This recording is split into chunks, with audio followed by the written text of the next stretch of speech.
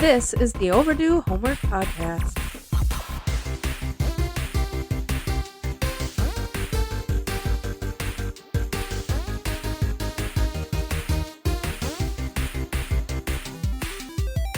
Welcome to the show. That's Trav. I'm Drew. And I'm Trav. And this is the Overdue Homework Podcast. As always, we are here to talk about 80s and 90s media.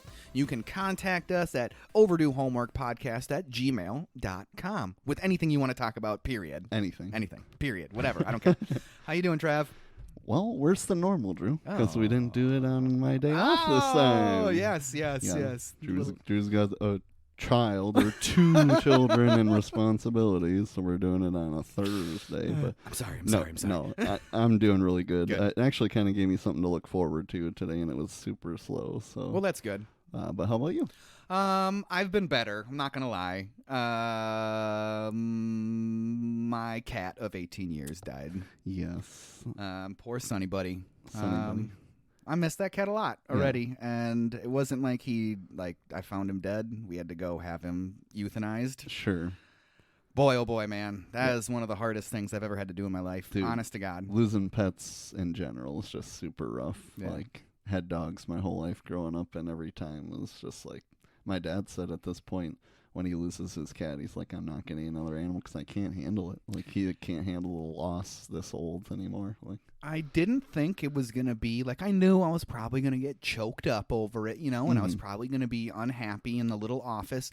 Oh my God, dude. The death room that they have you go into, it's like, it has its own entrance and stuff. And Yeah. there's when I got in there was soft music playing and stuff. And I was like, oh my God, are you kidding me? yeah.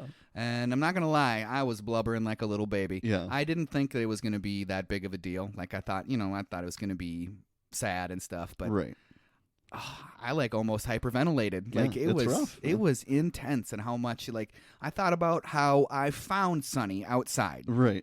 Found him. Yeah. And then all of a sudden he's my cat. And 18 years later, I'm holding on to him as the veterinarian is pumping him full of drugs to kill him. Right. It's like, what? Yeah.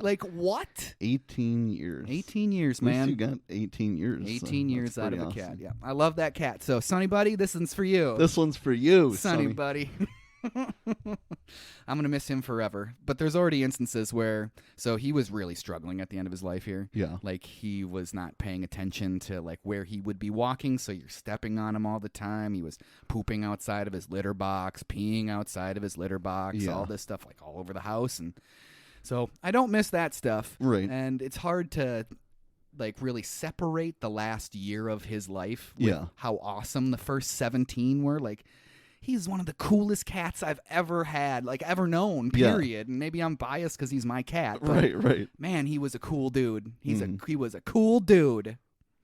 All right, moving on. R.I.P. R.I.P. Sonny Buddy.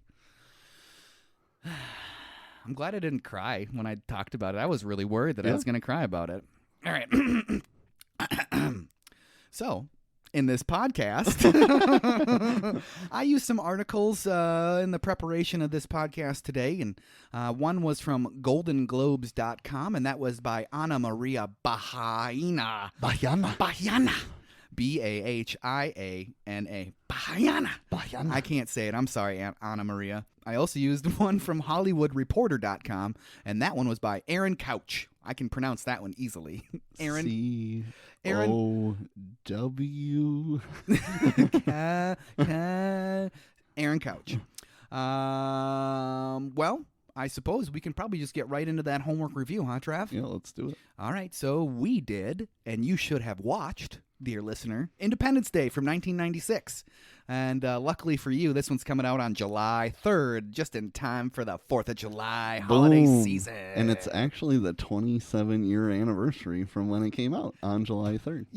This podcast, the strings, the threads that connect these shows to so many things, and it's all unintentional. So unintentional. All unintentional. I mean, we did think to do this movie, and we looked at the dates and knew it would be the 3rd. But we had no idea that even it was released on the 3rd.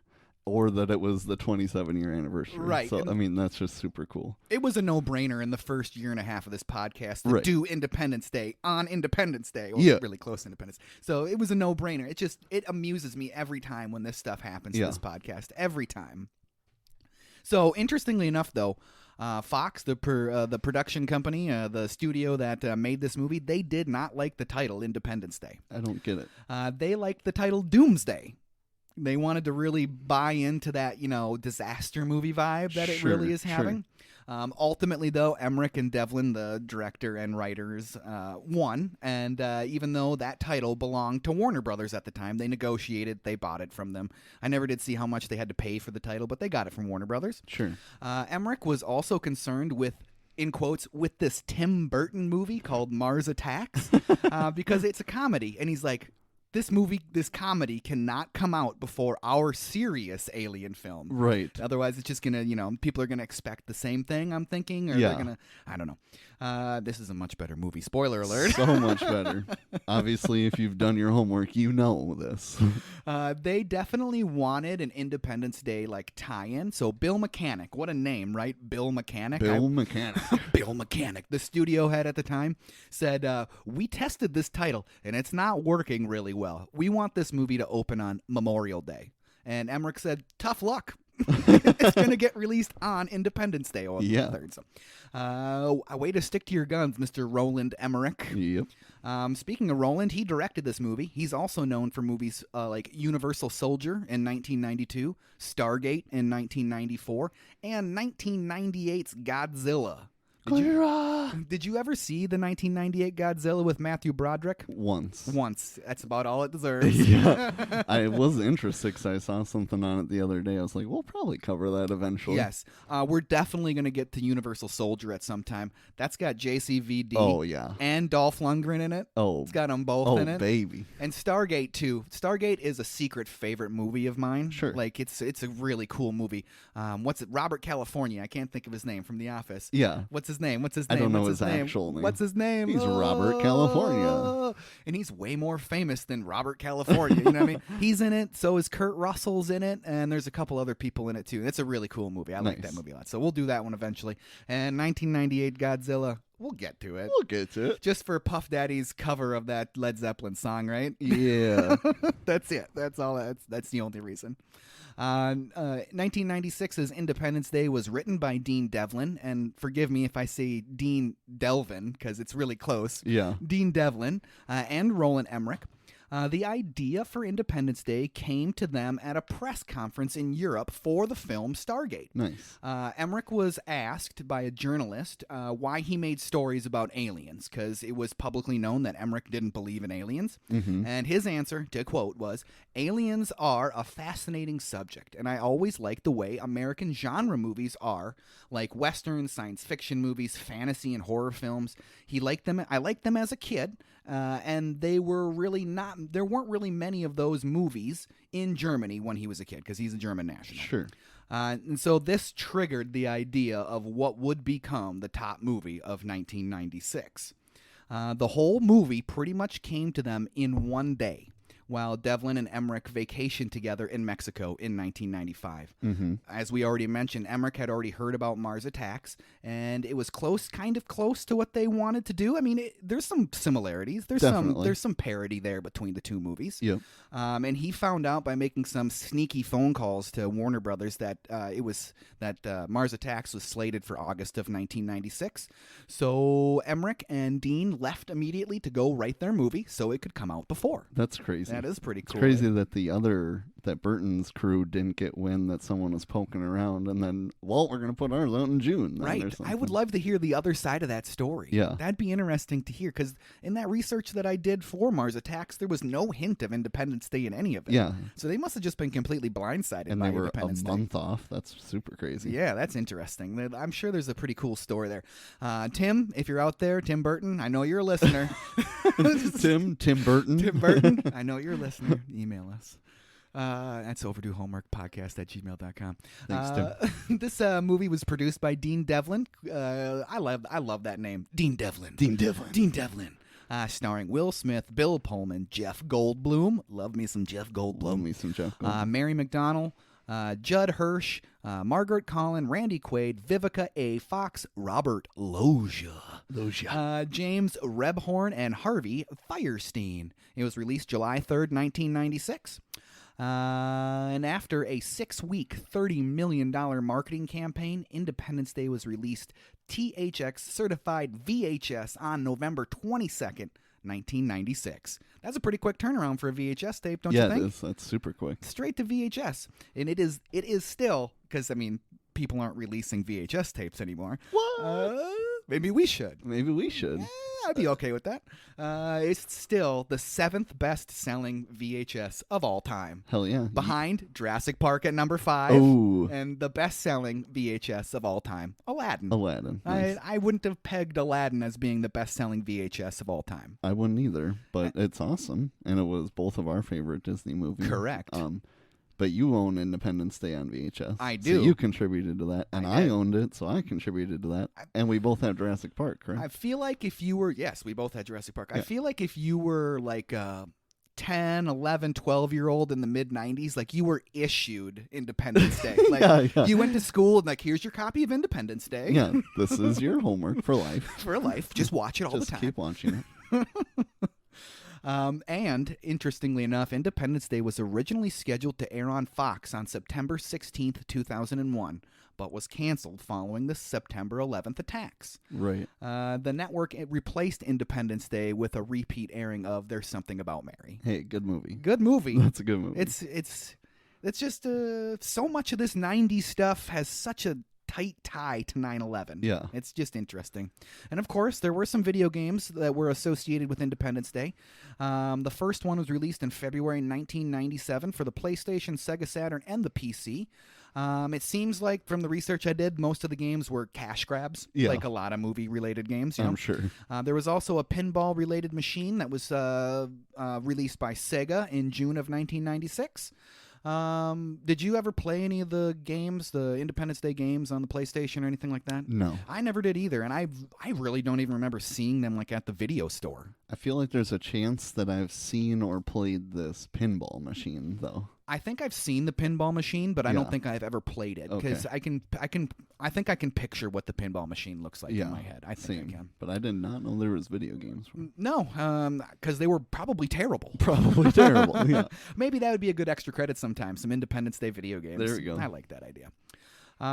So, are you ready to get on over to the scene-by-scene breaking it down? Let's break it down. So I couldn't really find a good place to put this little fact in here, but I want everybody to be well aware that because of the new wave of digital resources spurred by movies like Jurassic Park, over 3,000 special effects shots were commissioned with the mixture of miniatures and computer-generated effects. So they literally took grabbed the idea from Jurassic Park and said, we're going to mix real life and CGI, and we're going to put it together. Yeah. So thanks, Jurassic Park. Thanks, Jurassic Park. I love you, Jurassic Park.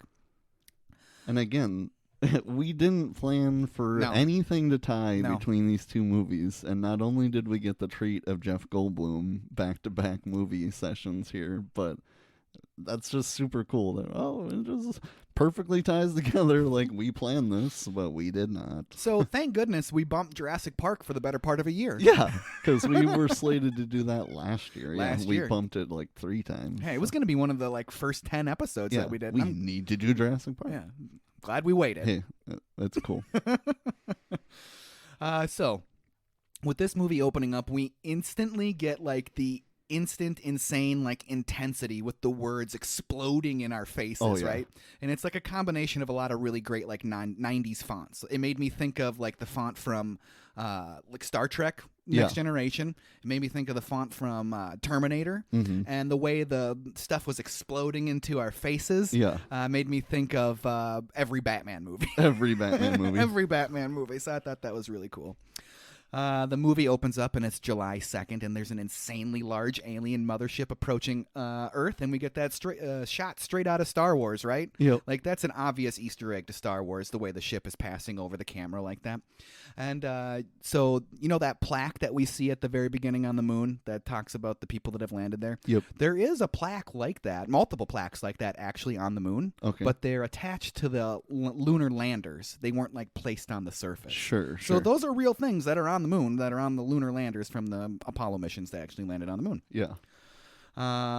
We immediately move over to SETI again. That's a big time in the 90s. Shout out to Species. Yep. Shout out Species. And the nerds have received a message from space. The skies are clear, so 'tis be the real thing, I guess, Yep. right? We find out the signal's coming from the moon. It's coming from the moon. The moon. Next, we get to move over to Space Command at the Pentagon with Kevin Arnold's dad. Yep. I was like, oh, it's Kevin Arnold's dad. And we find out that the object has a diameter of over 550.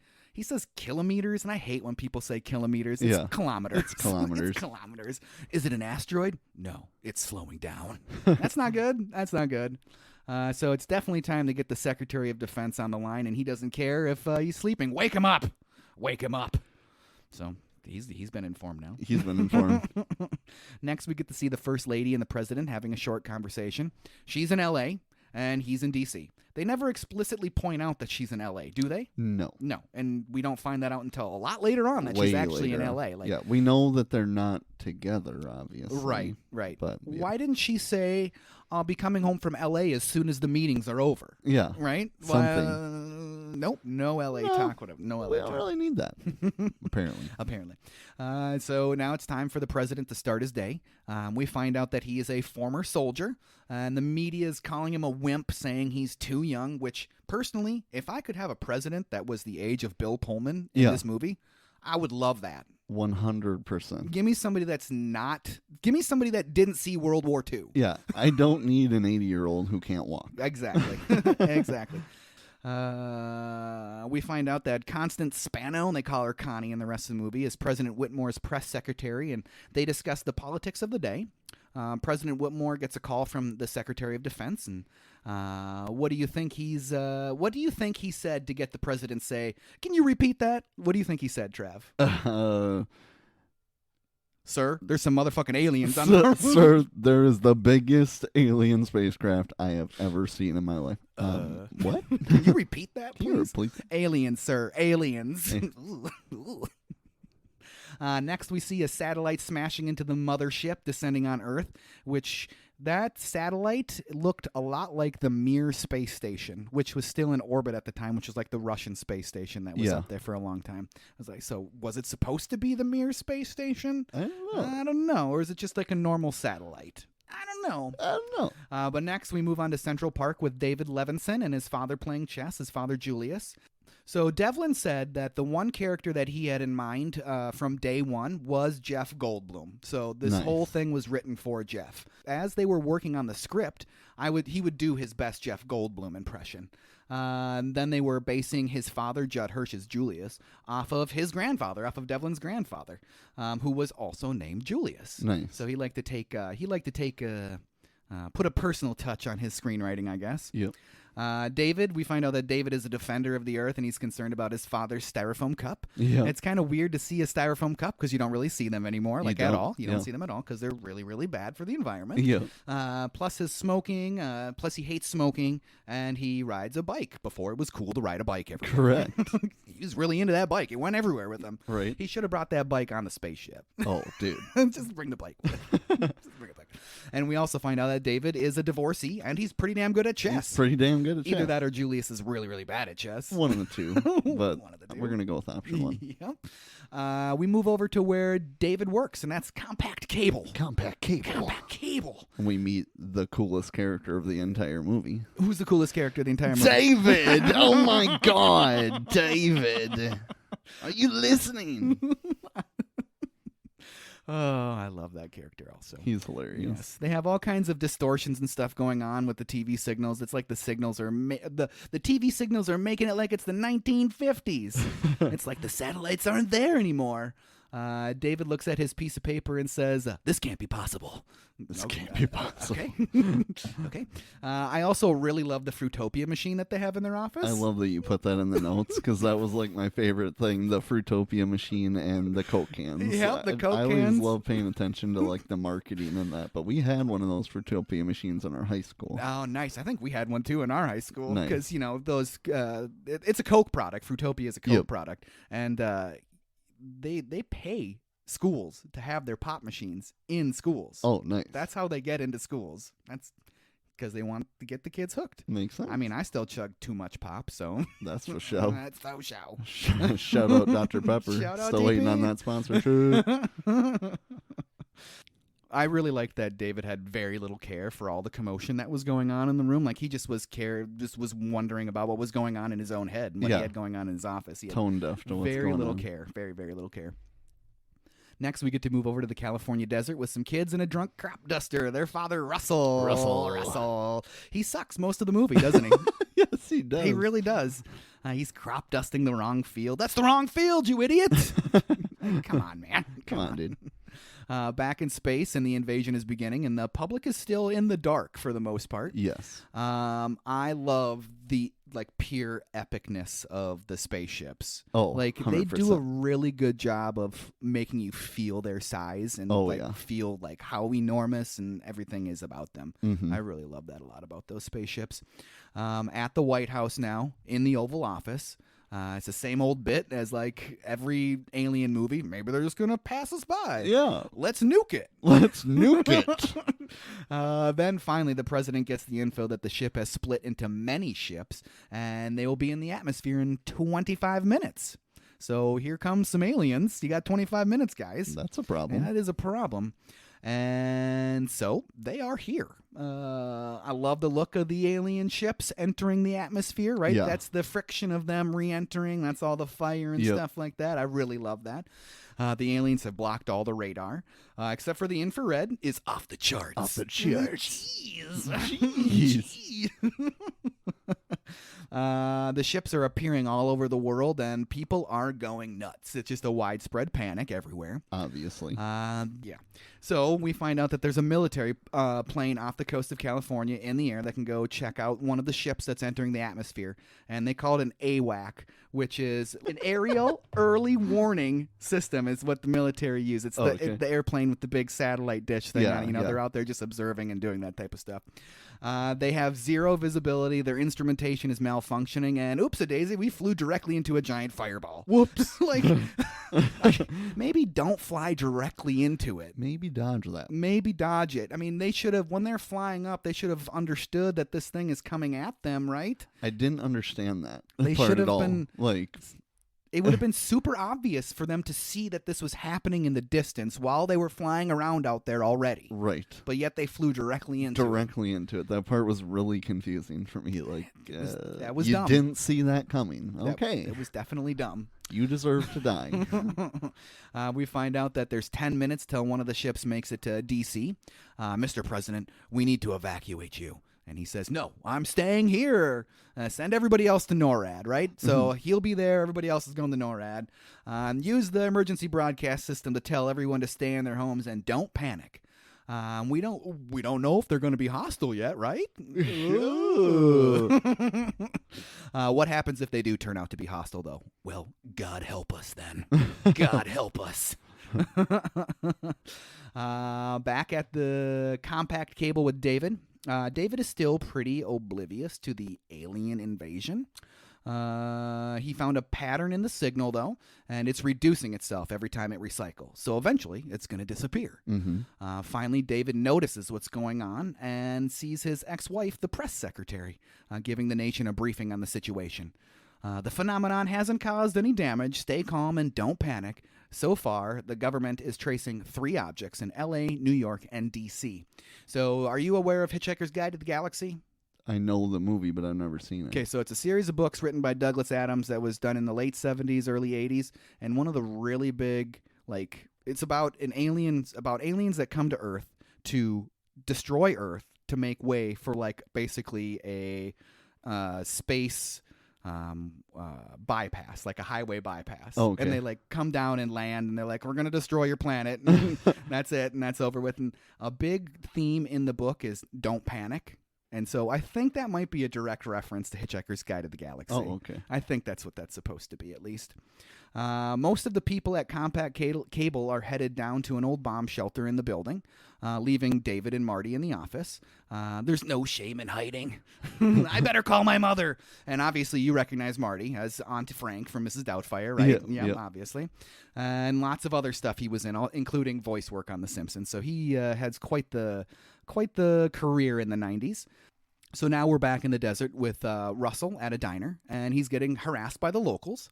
Apparently, Russell was abducted, and the good old boys think he's a loon. Tell me, did they do anything sexual to you while you were up there? That dude is way too obsessed about him being sexually abused by aliens. Oh, yeah. He's a creep. Quickly, though, everyone at the diner stops what they're doing and go outside because they see an alien spacecraft entering the atmosphere. Oh, mic drop. Back in L.A., we get to meet Captain Stephen Hiller, his girlfriend Jasmine Dubrow, and her son Dylan Dubrow. They're just getting out of bed and have zero idea of what's going on. Yeah. The house is shaking. Is it an earthquake? It's not even a 4-pointer. Go back to sleep. Yeah. The alien ships have arrived. The alien ships have arrived at all the major cities mentioned before, causing panic and car accidents and lots of stare faces. People just getting out in the middle of traffic. Yep. Just slamming on the brakes. I'm just getting out. Yep. I don't know. I feel like I would at least pull my car over to the side. Something. Wouldn't you? Like, even if you saw something crazy, I better pull over. Yeah. I don't know. When this all clears up, I'm not trying to pay a ticket, you know? Truth. Very, very true.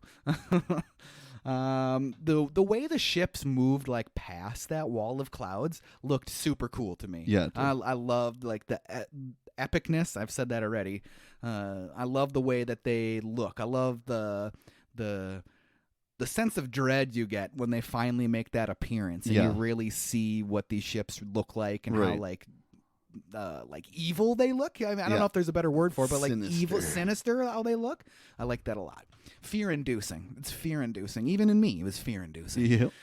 David is in awe, though. He's on the roof, and I love Goldblum and his sexy unbuttoned shirt the whole movie. Every little bit of that. He's never... a white tank, nobody can make a white tank look better than he can. Seriously. Nobody. And in that moment on the roof, David figures it out. The signal. My God, it's a countdown. Now we're at the White House and Connie and President Whitmore. Connie wants to know, what do we do? And President Whitmore's like, address the nation. There's going to be a lot of frightened people out there. And Constance is one of them. Yep. I would be one of them. I would be. Back in L.A. with Hiller and Jasmine. Originally, Ethan Hawke was supposed to be Captain Stephen Hiller. Really? Yeah. How would you have liked Ethan Hawke as Captain Stephen Hiller? I mean, I like Ethan Hawke, but no, this is peak Will Smith. I mean, this is like right in the smack dab of Men in Black, Wild Wild West. Yeah. Like, I love Will Smith. Yes, and I think Fresh Prince had ended in '96. I think. I'm not 100% sure on that. He might have still been doing Fresh Prince in '96. Maybe. It was around that time. It was about, It didn't make it into the 2000s, Fresh Prince. So no. it was around that time when it was probably off the air. But Ethan Hawke ultimately wasn't chosen because he was thought to be too young. It was clear that it had to be Will Smith and Jeff Goldblum in this film. The studio said, no, we don't like Will Smith. He's unproven. He doesn't work in international markets. Racist. Super racist. Super racist. They said, you can't cast a black guy in this part. You're going to kill the foreign box office. Yikes. Super racist. Well, Will Smith made him eat that. Yeah. Emmerich and Devlin argument was, well, the movie's about space aliens. It's going to do fine in the foreign markets. Yeah. The movie's about aliens. It's not about Will Smith. So put your racism to the side. Put your racism to the side. It was a big thing, and Roland really stood up for Smith at the time and ultimately won that war. So good job, Roland Emmerich. I'm glad you did. Yeah. So now at this point, Captain Stephen Hiller is just nonchalantly getting ready for the day. Will Smith piss scene because, why not? Why not? Why not? Hiller notices that the neighbors are packing their bags and leaving. Must be getting sick of the earthquakes. Yeah. Hiller moves into the kitchen. Hey, babe, there's something on the news about the quake. Well, it's not really about the quake. Yeah. Dylan comes inside from shooting the aliens. Hiller heads outside to get the paper and doesn't notice the gigantic alien ship for a very long time. Yeah. Very long time. Very long time. It takes up they're obviously up on a hillside. It takes up the whole view, his whole view. Yeah. You couldn't not miss it. Just walking outside, you'd be like, what? What is that? That's really, really weird. And then even Jasmine, hey, babe, you want some coffee? What? I just, come on. Come on. Back in New York City with David and Marty, we find out that the ships are appearing all over the world. There's 15 to 20 of them.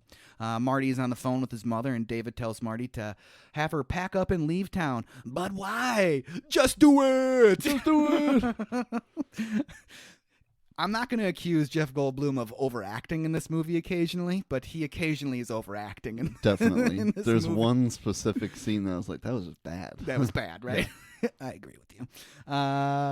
Then Marty wants to know, David, why did you do it? Can you do that Marty voice? Can you do it? David, why did you send my mother to Atlanta?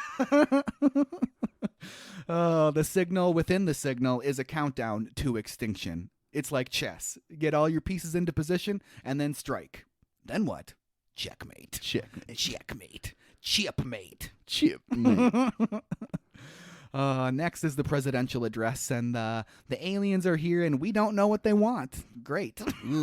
Great. David calls Constance while she's on the sidelines while President Whitmore is doing his presidential address, and he tells her that they have to leave the White House and leave Washington immediately because they're going to be attacked. I mean, obviously, right? Obviously. You're being paranoid, she says, and then hangs up on him. Okay, see you later. Don't even listen to your MIT graduate former husband. That's what really does he smart. know? What does he know? The scene ends with the president telling the people of America that if they feel like leaving the cities affected by the alien ships, please do in an orderly fashion. That's not going to happen. No. That's not going to happen. It's mass looting in New York City, and David is going to get his father. In L.A. with Hiller and Jasmine now. Hiller has been called by his commanding officer to get on over to the military base because there's aliens. Yeah. Jasmine is not very happy about this. You called him back. You said you was on leave for the 4th. Well, they canceled it. I love that. Why are you acting like this? Motherfucking aliens.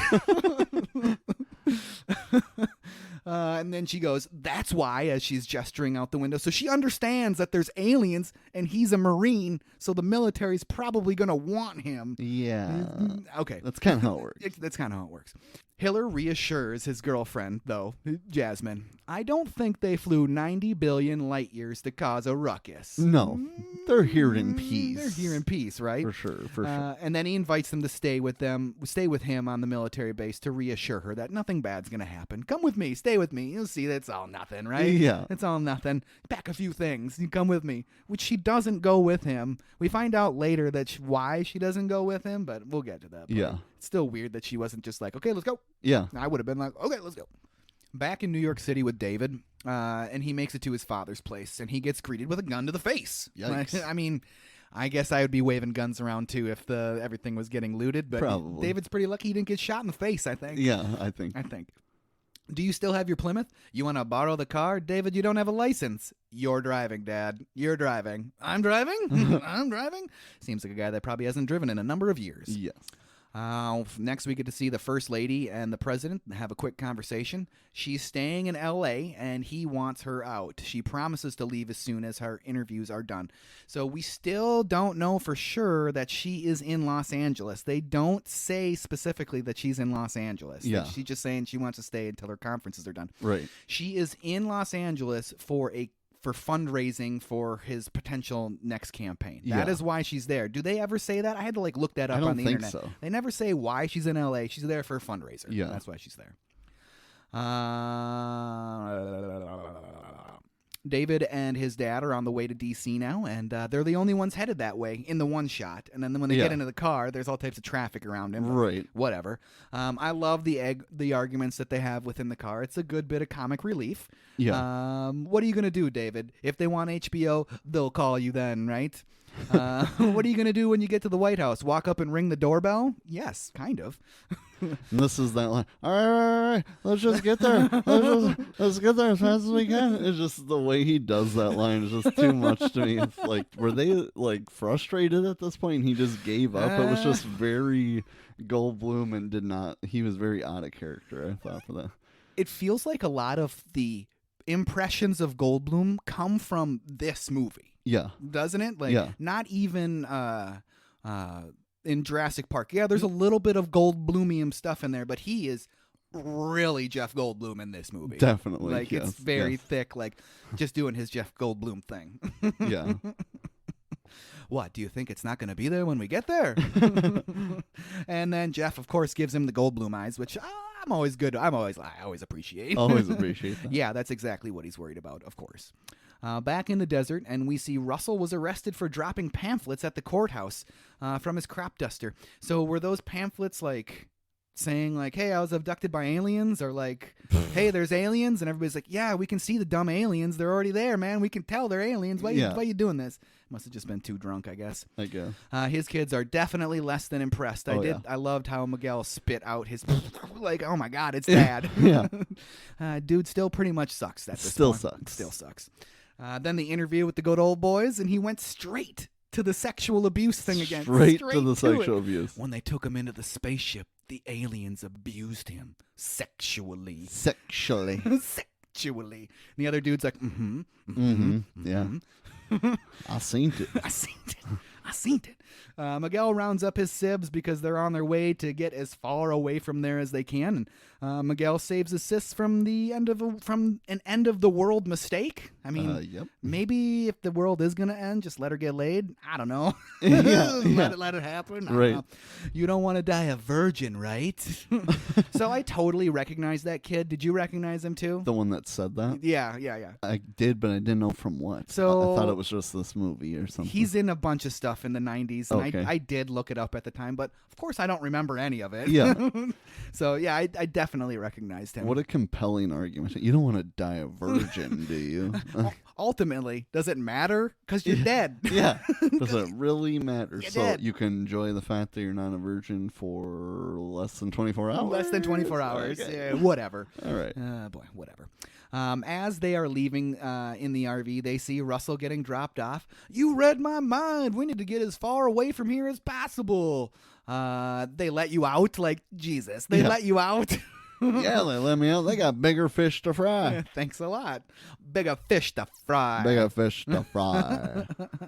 At El Toro now, which is the military base, with Stephen Hiller and his squad that happens to include 90s crooner Harry Connick Jr., which is interesting. Like, he's one of those, like, multi-5-tool threats. Like, he sings, he acts, he does all types of stuff. I don't know. Like, his best friend in the movie? Yeah, that's okay, he's got, like, I looked it up real quick. He's got, like, a few number one singles, 18 top 10 singles, whatever. I'm not a Harry Connick Jr. fan, but it's just kind of interesting. Yeah. Like, it's just one of those, like, I'm going to sing, I'm going to act, I'm going to do everything, I guess. We see that Captain Stephen Hiller got a letter from NASA because Stephen wants to be an astronaut, and he was rejected. I love the proposal gag. I think it's a pretty good moment of brevity. I think it's pretty darn funny. Yeah. It was a really good way for them to poke at the don't ask, don't tell policy in the military in the 90s. Yeah. Don't ask, don't tell in the 90s was basically their way of getting around not, like, if you were gay before then, you weren't allowed to be in the military, basically. Right. And so the whole idea was you can be gay and in the military, but don't tell anybody and don't ask anybody about it. So don't ask, don't tell. It is a good way for them because the dude was just like, oh, sorry, man, don't ask, don't tell. And she should have literally said that. Don't ask, don't tell. Yeah. What did you think of the ring that Steven had picked out? Atrocious. Dolphin themed, huh? Probably the ugliest ring I've ever seen in my life. I mean, seriously, I don't think I've ever seen a ring to compare to that in any movie or show. I can't think of anything like that. I don't know, man. She loves dolphins. Does she love dolphins that much? Does she love dolphins that much? I don't know. And I just... Bad, no, man. it's bad. It's bad. It's really bad. It doesn't look fancy. It looks very gimmicky. It looks like one of them $100 got it from Wish rings. Yeah, right. But really he's genuinely serious. Like, I bought this because she likes dolphins. Then get her a dolphin picture and buy her a normal ring. Like, seriously. I love that. And then the best line of the scene from Jimmy, Harry Connick Jr. You're never going to get to fly the space shuttle if you marry a stripper. It's a very funny line. That's right, folks. Jasmine is a stripper. Get over it. It's the 90s. Hey, she doesn't care. No, she doesn't care. Vivica is a fox. That is for sure. She is for super sure. hot. Dancing to an empty room. It's one of the dumbest parts of the whole movie, right? Why is Definitely. she... There's nobody... Like, the moment she probably went out on stage, there would have been nobody looking at her. Everybody would have been, like... It's just the dumbest... One of the dumbest parts of this whole movie. Like, So dumb. so dumb. So I didn't even think about that till right now. So the reason she doesn't go with him is because she has to go to work. Well, she says when she goes back into the dressing room before she talks to Tiffany, Yeah. I just came in here to get my check, and they talked me into working? Oh. I must be the dumbest something or other ever. Right. Oh my God. Like, she is then. Because she what is the then. hell? You saw the spaceship and you... How did they talk her into working there? And who has Dylan? Yeah, who has Dylan? Who has Dylan? That is a good question. Where's Dylan? Where's Dylan? Dylan is a little child. Is a child. I know it's the 90s. Like, and this isn't The Shining. There's no hotel for him to go run around in. No. Where is Dylan? And how in the world, with a spaceship in the air, at least one that you know of, that you saw, did your work get you to agree to work when no one's there to watch you? Right. And it's not like there's a packed crowd. We need you. Right. No one else showed up. I'll pay you triple. I know there's aliens. Oh, But and- there's nobody there. No, and it was the bartender and the other strippers at the bar looking at a TV. Looking at a TV. There's nobody else there. Yeah. Sorry, your dance is over. No one's paying attention. Oh my gosh. And you know why they have this scene? They have this scene so we can meet Tiffany, because Tiffany is an integral part to this movie. Very integral part of this movie.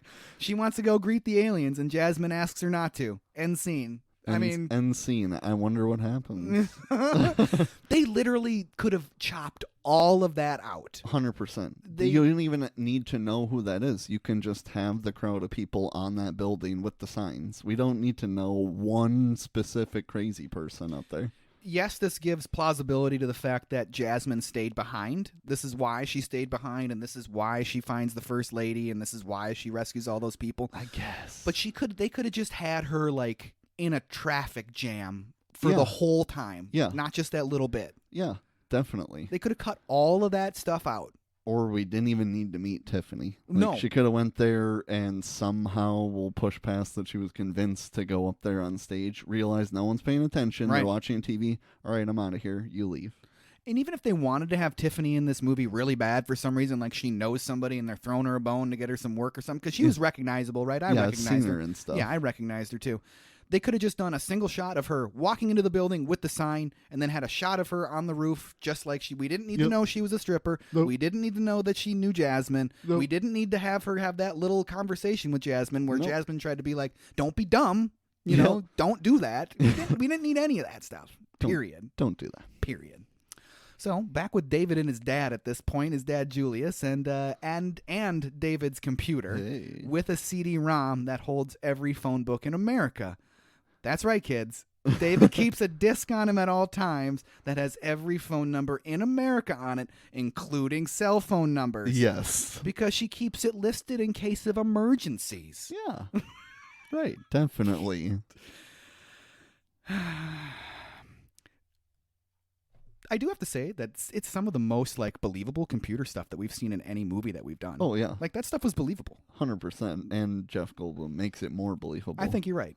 Although there was no North Dakota and South Dakota on that map when you see it quick. It just Oh, really? It's just one big blob, and then like Nebraska's right underneath it. I paid way too close attention to that map. it was geographically incorrect. Not that it matters. I really love the shot when David and his dad turn the corner in their car and you see the White House and the spaceship, and it's just like that empty avenue leading up to the White House. I really love that shot. I Yeah. thought it was really, really cool. So now we are at the White House, and so David's father goes, "So do you want to ring the bell?" I mean, he should have literally gotten out of the car and went and rang the doorbell, right? Yeah. But he wouldn't have been able to get there because it's all fenced off. Whatever. David tries to call Constance, but it is busy, and he's like, "That's perfect though, because now he can use her phone signal to triangulate her location." Great. Perfect. Great. That's perfect.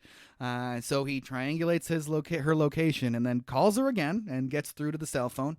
And then she asks David, "How did you get this number?" "Because you listed it, you dummy." You dummy? He could have just grabbed any phone book off the street and called you. Yeah. walk to the window, and David and his dad are waving. That's pretty cool, right? I like that. Yeah. And she asks, how does he do that? How does he do that? Because he's really smart. Duh. Next, we get to see those helicopters taking off to make first contact. It was very Close Encounters of the Third Kind-ish. Have you seen that movie, Close Encounters of the Third Kind? No, I have not. So that one won't be able to be done on our podcast, but it would be a good extra credit content for us, I think. They do a similar thing. Have you heard do-do-do-do-do? Yeah. That is from Close Encounters of the Third Kind. And they do a similar thing with lights on a helicopter and not on a helicopter. It was just a big set of lights and flashing at these aliens and stuff. Sure. Close Encounters of the Third Kind is a great movie, and it's got what's his name from Mr. Holland's Opus in it. What's his name? And Jaws. What's his name? Oh, wait. So maybe I have seen it. So the guy with glasses that's in Jaws, the Yes. bearded guy. Yes. Not Richard Dreyfuss. Yes. It is Richard Dreyfuss. Yes, Richard Dreyfuss. Yeah, I've seen this movie. Yeah. Yeah, it's pretty good, It's actually. a good movie. It's Yeah. got lots of aliens. It's got mashed potatoes. It's got Devil's Tower. It's a good movie. I like For it. some reason, I was confusing that with 2001: A Space Odyssey. Yeah, for sure. I could see He's that. not in that No, movie. he's though, not right? in that Okay, movie then at all. I have this one. I Yes. own this movie. You own Close Yeah, Encounters. Yeah, Nice. I own it. Nice. That would be good extra credit, I Yeah, it think, would. Close Encounters. David and his father and Connie are now in the Oval Office, and we find out that David and the president had gotten into a fight because David thought that he was sleeping with Connie. I mean, to David's credit, he did punch him before he was president. Yeah. Which it's really funny how much they detest each other. They Yeah, it really is. do. It's like, oh, this guy's here, I'm out of here. Yeah, they really don't like each other. Begrudgingly, Connie goes to go get the president, though, and the president has very little interest in talking to David, but he hears him out anyways because he's a righteous dude. Yeah. David tells the president that the aliens are using our satellites to communicate to each other. He says they're using our own satellites against us, and the clock is ticking. How he describes line of sight and how they're using the satellites and all that stuff is pretty cool. I love it's realistic. It's really plausible. It's really believable. Yeah. I enjoy that. The as outlandish as a lot of stuff is in this movie, they did a good job of keeping a lot of the stuff pretty grounded. Yeah. I like that about this movie quite a bit. With his newfound information, the president orders everybody to evacuate, which is one of the smartest things he does in the whole movie. Yes. We go back to the chopper trying to make first contact, and it does not go well. No, it does not. It does not go well. Full evacuation of the White House is now happening. This is when he goes to the ship and there's the blue light Yes, and they're trying to they get Echo One. Yep. I like that guy. He's the most serious, believable person up in a aircraft, I think, in the entire movie. Yes, I would agree with that. Yes. We see the first lady now. She's packing up in L.A. and Jasmine is on the road, which she should have been the whole time. We could have skipped the whole time. Could have just skipped the whole stripper scene. It was probably here's what it is. It was an excuse to get Vivica A. Fox into a bikini in this movie for some reason. Makes sense. That is the excuse. Yep. That was it. And apparently when she knew that she was going to be playing a stripper when she auditioned for this movie. And so when she showed up for her audition, she was wearing a white bikini and stuff when she did it. And she's like, I secured the role that way. All right, whatever. I'm here for my lines. No need. No need. Now we see Tiffany not taking Jasmine's advice, and she went to the top of that building to greet the aliens anyways, and it does not go well for her either. No, it does not. Marty on the phone calling his shrink, I don't care, for $300 an hour you can put me through to his house in the Hamptons. We see the First Lady finally being evacuated. And now it's time for a little zappy. All the ships around the world are now preparing for a first strike. Great shot. Love the blue hue when everything opens up and it's getting ready to destroy everything. The president finally makes it to Air Force One and is being evacuated. I love how he's walking on the plane, and before even the stuff is shut, he's like, get this thing up in the air. We're ready to go. Let's go. The countdown is over, and our buddy David goes, time's up. Time's up. And kablooey, there goes L.A. Yikes. Good luck, Jasmine. Next, it's New York City, and the Empire State Building is done for. Marty takes a car to the face. Oh, Poor Marty. Poor Marty. Damn it. Why not just try to get out and run? I know. Yeah. I guess it would be... Everyone else in the movie did. Not Marty. Not Marty. He probably had a no running clause in his contract. Yeah. I'm not running. And finally, the White House explodes. So Emmerich commanded the live action shoots, and the director, he always has multiple teams working in tandem to film with miniatures and all the other effects. It was very grueling. It was a 9-month schedule for all those teams, and they knew early on that they would have to build a miniature of the White House. Mm-hmm. And miniature, you can use that loosely, I guess. It was 15 feet wide by 5 feet high, so that's a fairly large miniature. Yeah.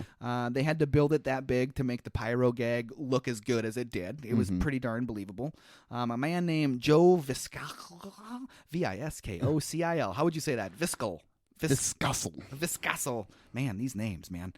Who had already blown up the Death Star and worked on Terminator 1 and 2, did all the pyrotechnical work for this movie. Nice. That's a pretty big name. That's got a lot of experience, I would say. R.I.P., he is dead. Sorry, Joe. And it was a big press event to blow up the White House. They put rafters up for the journalists in the studio where they actually blew it up. Jeez. And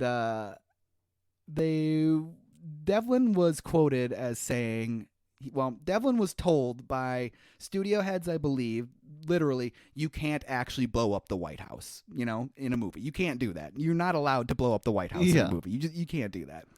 One of the things that they had very early on in this movie was the idea of blowing up the White House and putting it in a TV ad. So, like, completely contrary to what he was basically told. Like, you can't do that. It was very controversial. The idea for the ad was it's the 2nd of July and you see the shadows, and then the 3rd of July and you have the fire in the sky, and then the 4th of July and you have the White House explode. It was a pretty simple concept, and Fox hated it.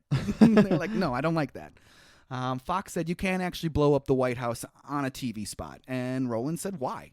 And Fox said, well, because of what happened in Oklahoma City. So that's a pretty reasonable, because that happened in 1994. That was 2 years removed from this. Yeah. Excuse me, in 1995, on April 19th, 1995. For those that don't know, do a little research, and I'm surprised that you probably didn't learn about this in school, maybe for our international listeners. Yeah. So April 19th, 1995, an anti-government extremist detonated a bomb in front of the Alfred P. Murrah building, killing over 150 people in Oklahoma City. And Emmerich was told that doing a similar thing to the White House in this movie just a year removed could be seen as insensitive. And Emmerich said, yeah, but that wasn't done by space aliens. So his argument was, this is aliens and it's not a terrorist attack. So they tested the ad once with the White House and once without, and the Fox execs liked it so much when they saw the White House explode, they decided that they would put this in as the first commercial on the Super Bowl. Oh, dang. So it was the first commercial you saw after kickoff in the Super Bowl. Dang. That's pretty cool. Goldblum was watching the Super Bowl at a party at John Lovett's house. Okay, that had to be one of the most fun Super Bowl parties ever. I would assume so. And Goldblum says, it was a raucous party. Goldblum remembers thinking it was a very raucous party. Nice. And then he thought, that's my movie. I'm in that. Wow. How about that? Those were some really crazy cool effects, and they were pretty mind-blowing in 1996. And I do remember, like, I mentioned Entertainment Tonight in the last episode, or maybe 2 episodes ago, but I do remember them doing spots on, like, the effects and stuff for this movie. Yeah. It ends in pure devastation, obviously. Yeah. Pure devastation. The president just barely escaping on Air Force One was absolutely thrilling to me. How it was basically being engulfed by flames as it was taking off. Jasmine being that last mom action hero next was super duper cool too. Diving into that maintenance closet after she kicks the door in is super badass. Yeah, super badass. But talk about the most impossible part of the entire movie. Right. Everyone else is just getting blown up from this fire, and it's so fast. Yeah. And she keeps looking back. It drives me nuts every time I walk. Quit looking back. But somehow she makes it, and I'm happy that it worked out this way because I love dogs. But come on, there's no way Boomer made it in there. I was going to say, she even saved the dog. Yeah. Boomer! And closes the door just in time, even though she just kicked it in. It's not going to shut. Kicked it in. She's still going to get fried. She's going to be fried. She's going to be fried. Her and Boomer. And Dylan. And Dylan. Don't forget about Dylan. I don't know where Dylan was. I don't know where Dylan was. He's with Boomer somewhere. Yeah, where was Boomer, too, when she was at the strip club? They were together in the car. In the car. Like, Good Mom of the Year quality right there at the strip club, working with the daughter or the son and the dog in the car. Mom of the Year. Mom of the Year. Now we see that it's July 3rd. Did you like how the movie was broken up into July 2nd, July 3rd? Yeah, I like that I too. do too. It gives the movie some real like structure to it. Like you understand that this is happening over 3 days without anybody ever saying that it's been 48 hours. Yeah. Or anything. I wonder if there's anyone in the world that was able to sleep the night of the 2nd. I doubt it. I would assume not. I doubt it. I doubt it. Yeah, man.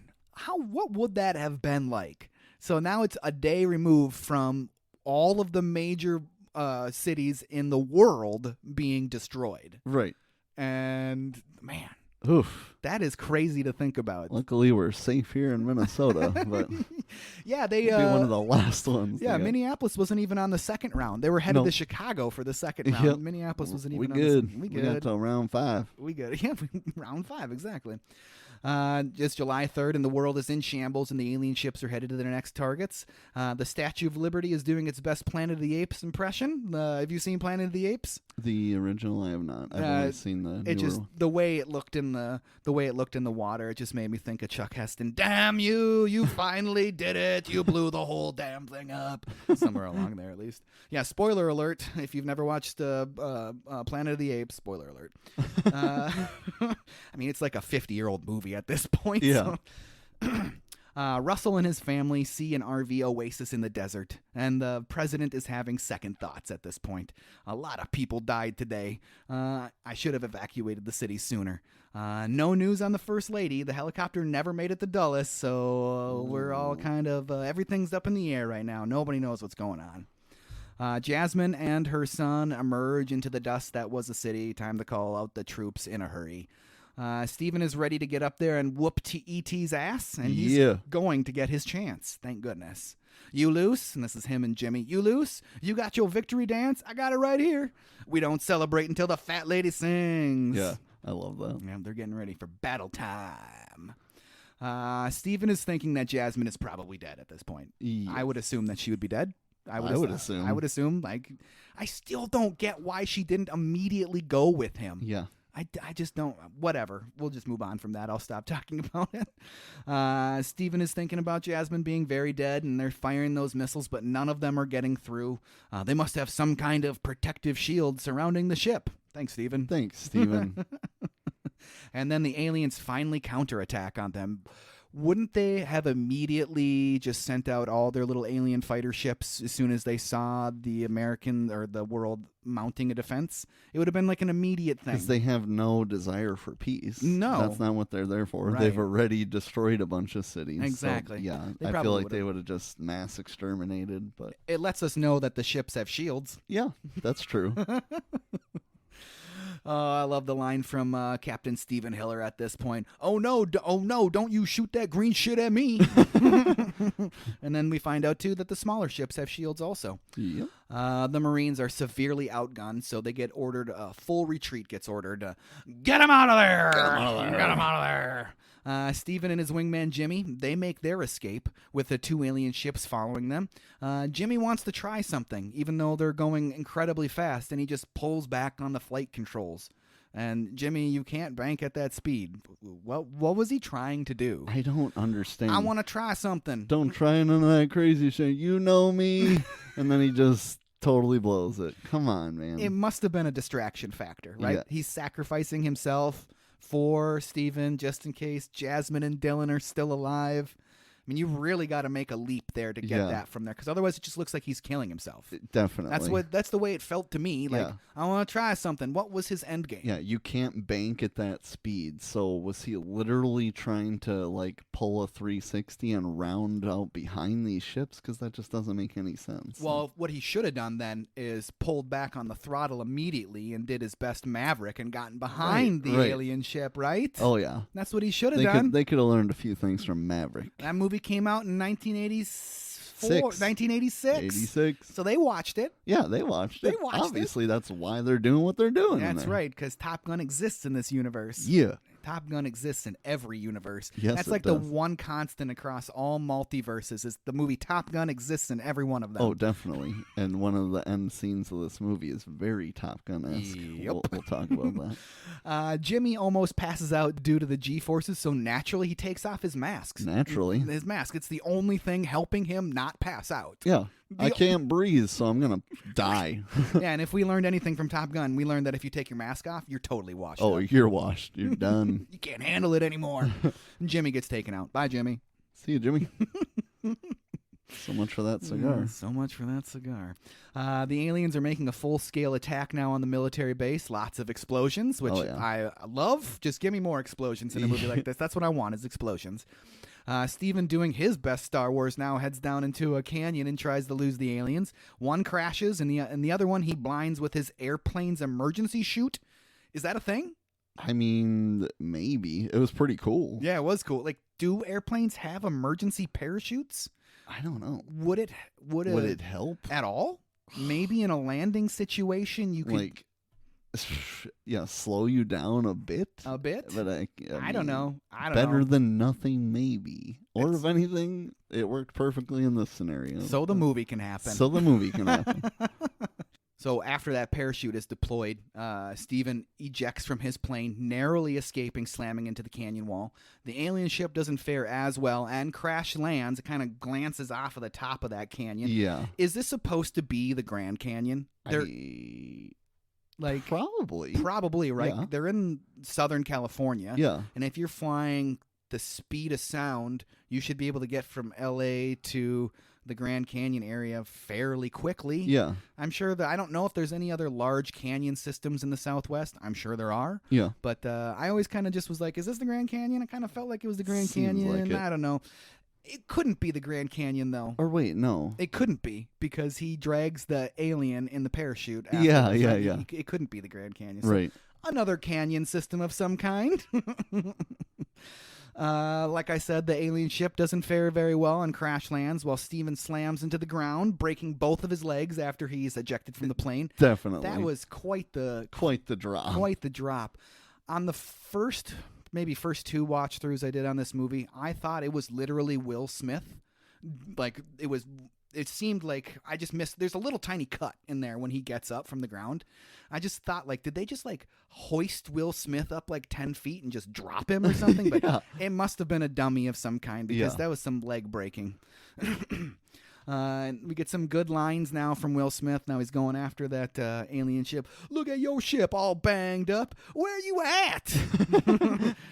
Steven opens up the alien ship. I had figured that it'd be kind of ill-advised to do. Like, that's not really a good idea. No. An alien pops up, and Steven punches the alien in the face. Welcome to Earth. top 5 90s line? Oh, definitely. Top five? I love that he just decks him in the face. And what we find out is, like, a biomechanical exoskeleton. Yeah. And he knocks the alien out? He knocks him out cold somehow with that punch. Welcome to Earth. Maybe the alien was being smart enough to, like, fake being knocked out. That's actually really smart, and I actually think you're right. Maybe. They don't do a very good job of portraying that. They don't, but how else would he as easily get into there, you know? Right. Like, he is like a recon mission for him to get in and figure out what the hell's going on. Yeah, I mean... That makes sense. It's possible. That's the only thing that made sense to me in my mind, trying to justify... Certainly doesn't make sense that he knocked him unconscious with a punch to the exoskeleton. A punch to the exoskeleton. No. I know you're Will Smith, but come on. But it's time for Steven Hiller's victory dance, so he's going to have that cigar, and he says, now that's what I call a close encounter. That's a good line. Good line. Good line. Back in L.A. with Jasmine and Dylan, and looky, I found a giant truck. Good job. Where are the keys? In the sun visor, of course. Why wouldn't they be? It's a movie from the 90s or the 80s, so it's in the sun visor. Yeah, because whoever was in that giant fire truck looking thing parked it and then took the keys out and threw them them up in the visor. I don't want anyone to come steal this. I'm going to put them in my trusty hiding spot of the visor. So did people actually store their car keys in sun visors at some point, or is that just I've never seen that in person. No, it No. just must be a like Hollywood convention, right? Definitely. Maybe somebody did that in like the 50s. Is there another movie you think of right away when you think of pulling keys out of the visor? I'll tell you what mine is. Terminator. I think of Son-in-Law with Pauly Oh, Shore yeah, in the yeah, tractor. yeah. He's looking for the key. Yeah. Oh, this happens to me. Man, we haven't run across one in a long time, and I'm kind of surprised we didn't run across one in this movie, but the obligatory Indiana Jones moment. Yeah. We haven't had one of those in We a long haven't. time. I kind of thought that there might be one in this movie. Yeah. I couldn't remember, but there isn't. No. But we got to keep track of that now, too. Yeah, How we many do. keys and sun visors there are. Yup. Ding, we got one. Ding. Back in the desert with Russell and family, and everyone is packing up. There's an alien ship headed this way. I guess we should leave too. Yeah, I guess. Great. On Air Force One, David is airsick. It's Air Force One, for crying out loud. Look at me, I'm like a rock. It could be bad weather, it could be good weather. We could be going up, we could be going down, we could be going back, we could be going forth. And Julius, you just made your kid vomit, basically, right? And you just made David vomit. Yeah. That's enough for David to have to excuse himself to go Ralph. And Connie goes and sits in David's now empty seat, and Connie talks to Julius. Yep. And this is where we get some real backstory on David and Connie, and we find out that love was never the problem between David and Connie. Never. Love is all you need. John Lennon was a smart man. Shot in the back. Very sad. The look on Connie's face is like, what the fuck, dude? What the hell, That's man? a weird thing to do.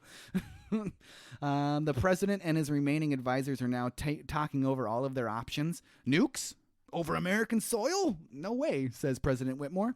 And David overhears this and gets really set off because, he's a champion of the Earth, right? Yeah.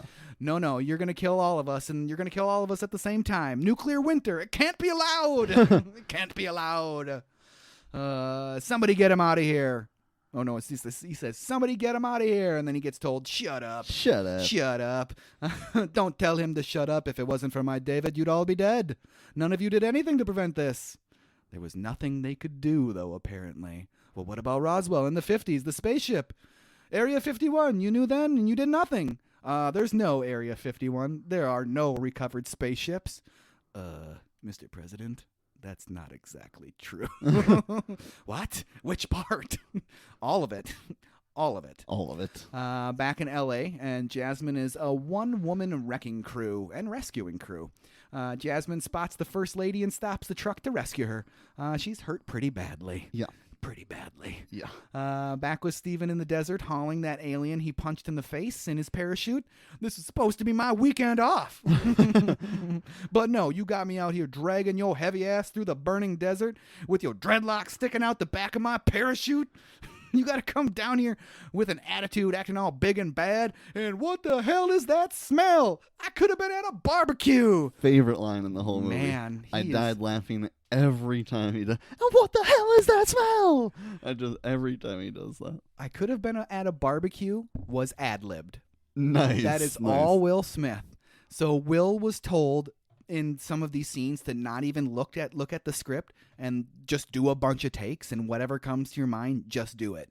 So they did like 9 takes, and each of one of them had a different line. And so Roland picked the best line from the 3 or 4 takes and combined them. So all of those lines are from different takes that they put together, and that's why you don't like see Steven actually saying those lines. Oh, you just see them dragging the alien.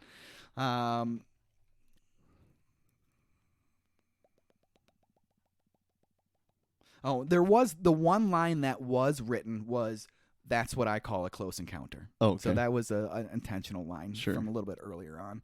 But all the lines leading up to that was all Will. Love it. Here come the RVs to rescue Steven. You need a lift, soldier. I saw a base when I flew over. Well, it ain't on no map. Trust me, it's there. Back to Air Force One, landing at Area 51. Mr. President, welcome to Area 51. They moved 24 floors beneath the surface, which is a fairly secure location and is good for them for the future here. Yeah. They're in the main research facility, and Whitmore wants to see it. Sorry, sir, it's a clean room. Open it. Open it. Open it. Damn, it feels good to be a gangster. Because, I mean, he's the president, so he gets to do whatever he wants. I really love Pullman a lot in the later stages of this movie. Like, I feel like he really comes into his character, especially from this point on. Oh, for sure. Pullman is the president. Yes, as President Whitmore. I really love Bill Pullman in this movie a lot. And after a stroll through a very white room, we meet Professor Oaken, and that's Data from Star Trek The Next Generation, if you were unaware. Nice. I'm a big fan of him.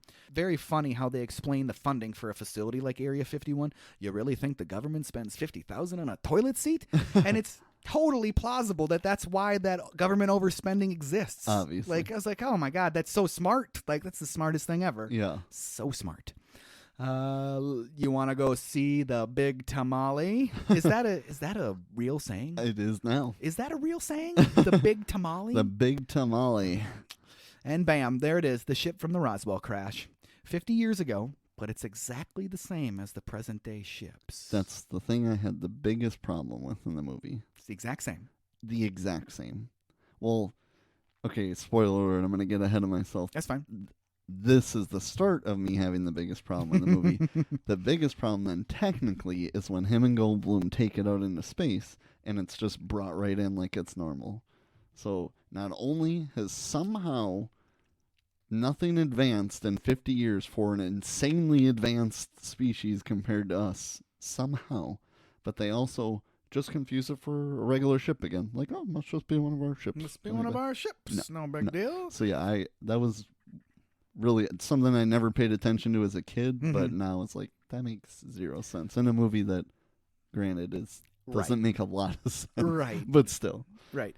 The one way that you could maybe explain it away is the fact that interstellar travel takes a really, really long time. Yeah. So, yes, there's 50 years between when that Roswell ship landed and when the new ships are now in 1996 at Earth, but because they could have left at a similar time. True. So maybe but there should be some more differences between them. Yeah. Like they should not be exactly the same. There should be some different. And like you said, when it does get pulled in, there should have been some red flags immediately. Yeah.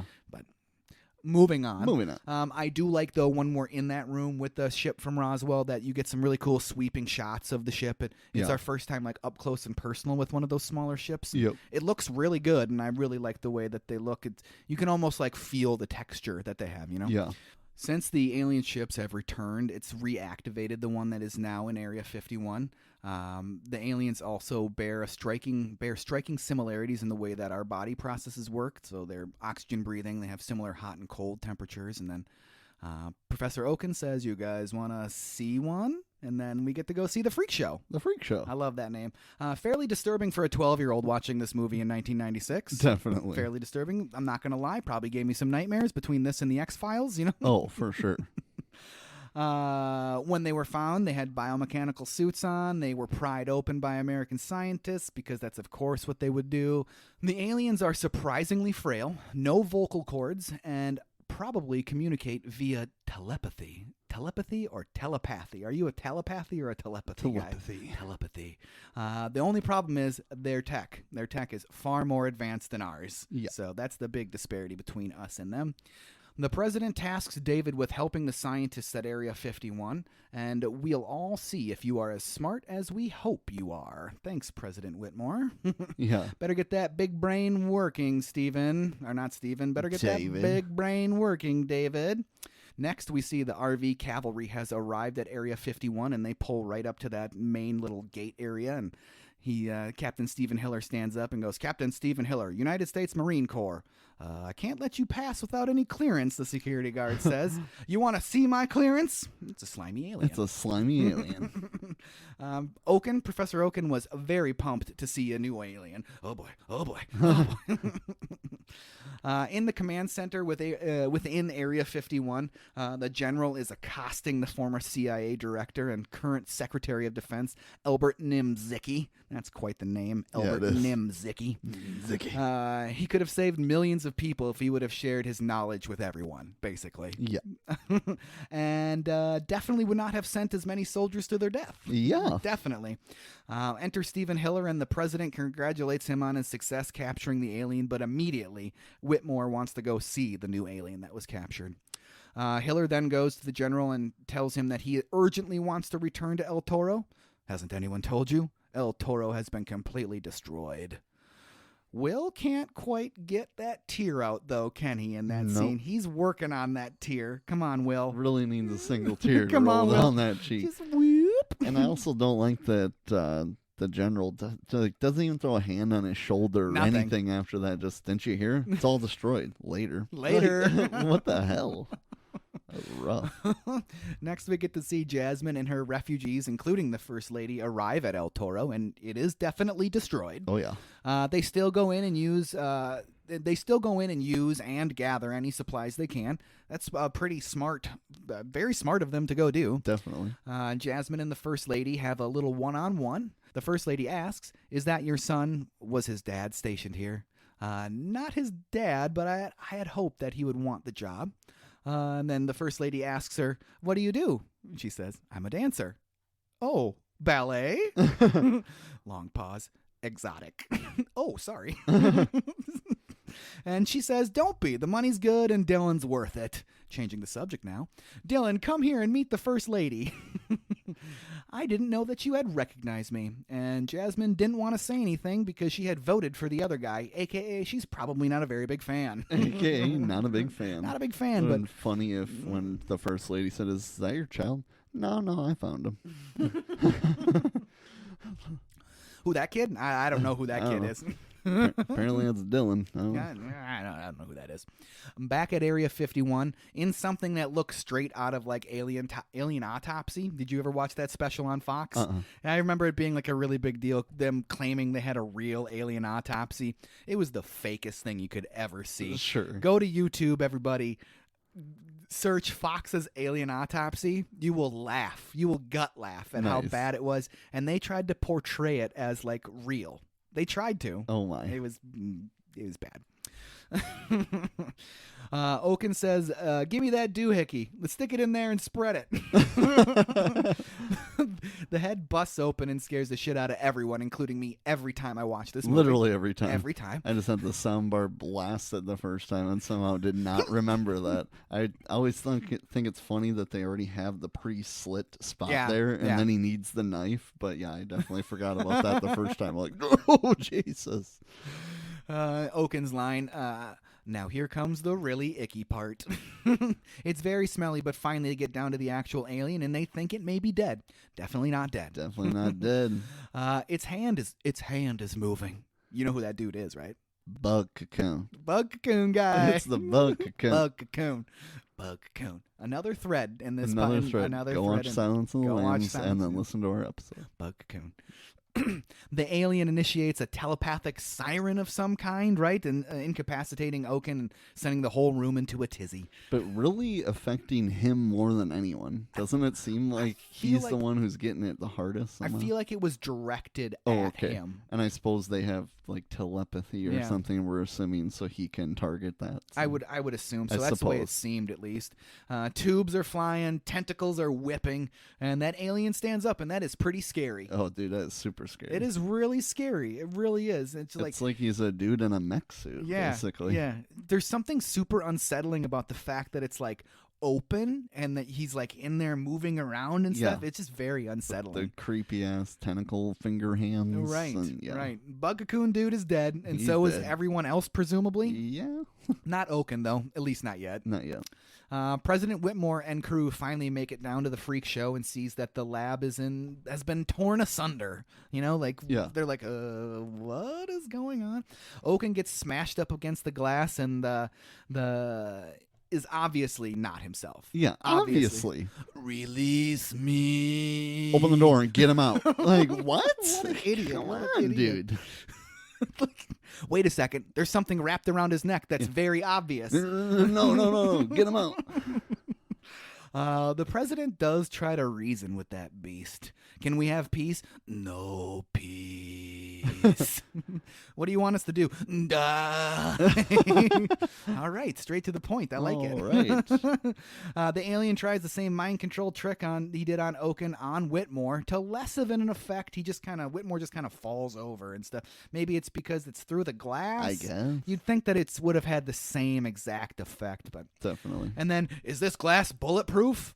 no, sir. No, sir. So they just all started blasting. Start blasting. Just start blasting. You would think that glass would be more than bulletproof. More than bulletproof. Right? Definitely. They're acting like this is the most contained, clean area ever. We're down 24 floors, but yeah, we got the cheapest glass guy we could find in here. Okay. Just throw up some curtains next time. Yeah. We don't even really need the glass. The alien comically does fly across the room after it gets shot by some handguns, which I laughed at, but great. Yeah. Sure. Why Sure. not? Take that, exoskeleton. Yeah, take that. The president saw what they were planning and what they're going to do, basically, and he says they're just like locusts. They go somewhere and consume all the resources, and then they move on to the next planet. Bullet to that alien brain to finish the job, and then the president says, nuke them. Let's nuke the bastards. Yeah. Finally get the nukes into play. David takes the potential nuclear annihilation of mankind very poorly. And to top it off, there's no ice for his drink. Poor guy. Oof. Poor guy. David and Connie give us their relationship post-mortem in this scene now. They basically talk about why they broke up for us, for the audience. David thinks she left him for Whitmore when he was when it was more of an unbelievable opportunity for her to do something special with her life. You know, she wasn't leaving David to go be with President Whitmore. No. She was leaving David because it's a crazy good opportunity for her to, like, have an awesome career, right? And David didn't like that. He didn't like that. I mean, because he rides a bike, so he's never gonna see her. I guess that's got to be what it is. Clearly, Connie asks him, "Don't you want to be part of something special?" And then David just slams that bottle of booze down. I was a part of something special. That hits deep. That does hit deep. She never stopped loving him, but it just wasn't enough for her to stay. No. I mean, they probably should have gotten a divorce if she's not willing to stay with her husband. Yeah. If he's not willing to go with her. Right, right. They probably should have gotten a divorce. Yeah, makes sense. Stephen Hiller's now going to borrow a helicopter. Are you really going to shoot me? He says to that guard. Yeah. Just tell him I hit you. Dude's like, what? What? Because he was a very strapping man. Yeah, he was. Next, we get to see that the nukes are on their way. Mr. President, do you want to deploy? Houston's toast. Houston's toast. Houston, deploy. That's all he says. Deploy. And then they do it. Would there really be some sort of an armored vehicle sent into the blast zone to observe the explosion and the results of it? Absolutely not. I mean, is that a real thing that would be done? I mean, maybe, but I don't see it happening. I don't see that because unless that vehicle has got like feet thick worth of lead and stuff around the outside of it, those dudes would have been like irradiated. Yeah. Just dead. Definitely. That's what I think. Because they're well within a few miles. Yeah. Well within a few miles. Whatever. Nimzicki is very pumped about them. He's like, yeah, we nuked them. But they need visual confirmation. And the target remains. Yeah. The target remains. That was some serious DBZ shit. Like, yes, it all was. The casuals, like, oh, we won the battle after one strike. And then, nope, Goku and Vegeta are just waiting to see him clear from the dust. Yep. Whitmore wisely decides to recall the rest of the bombers, even though others in the room think that they should just keep on slinging nukes. Like, just keep on nuking them. Who cares? Keep tossing them. Just keep nuking them.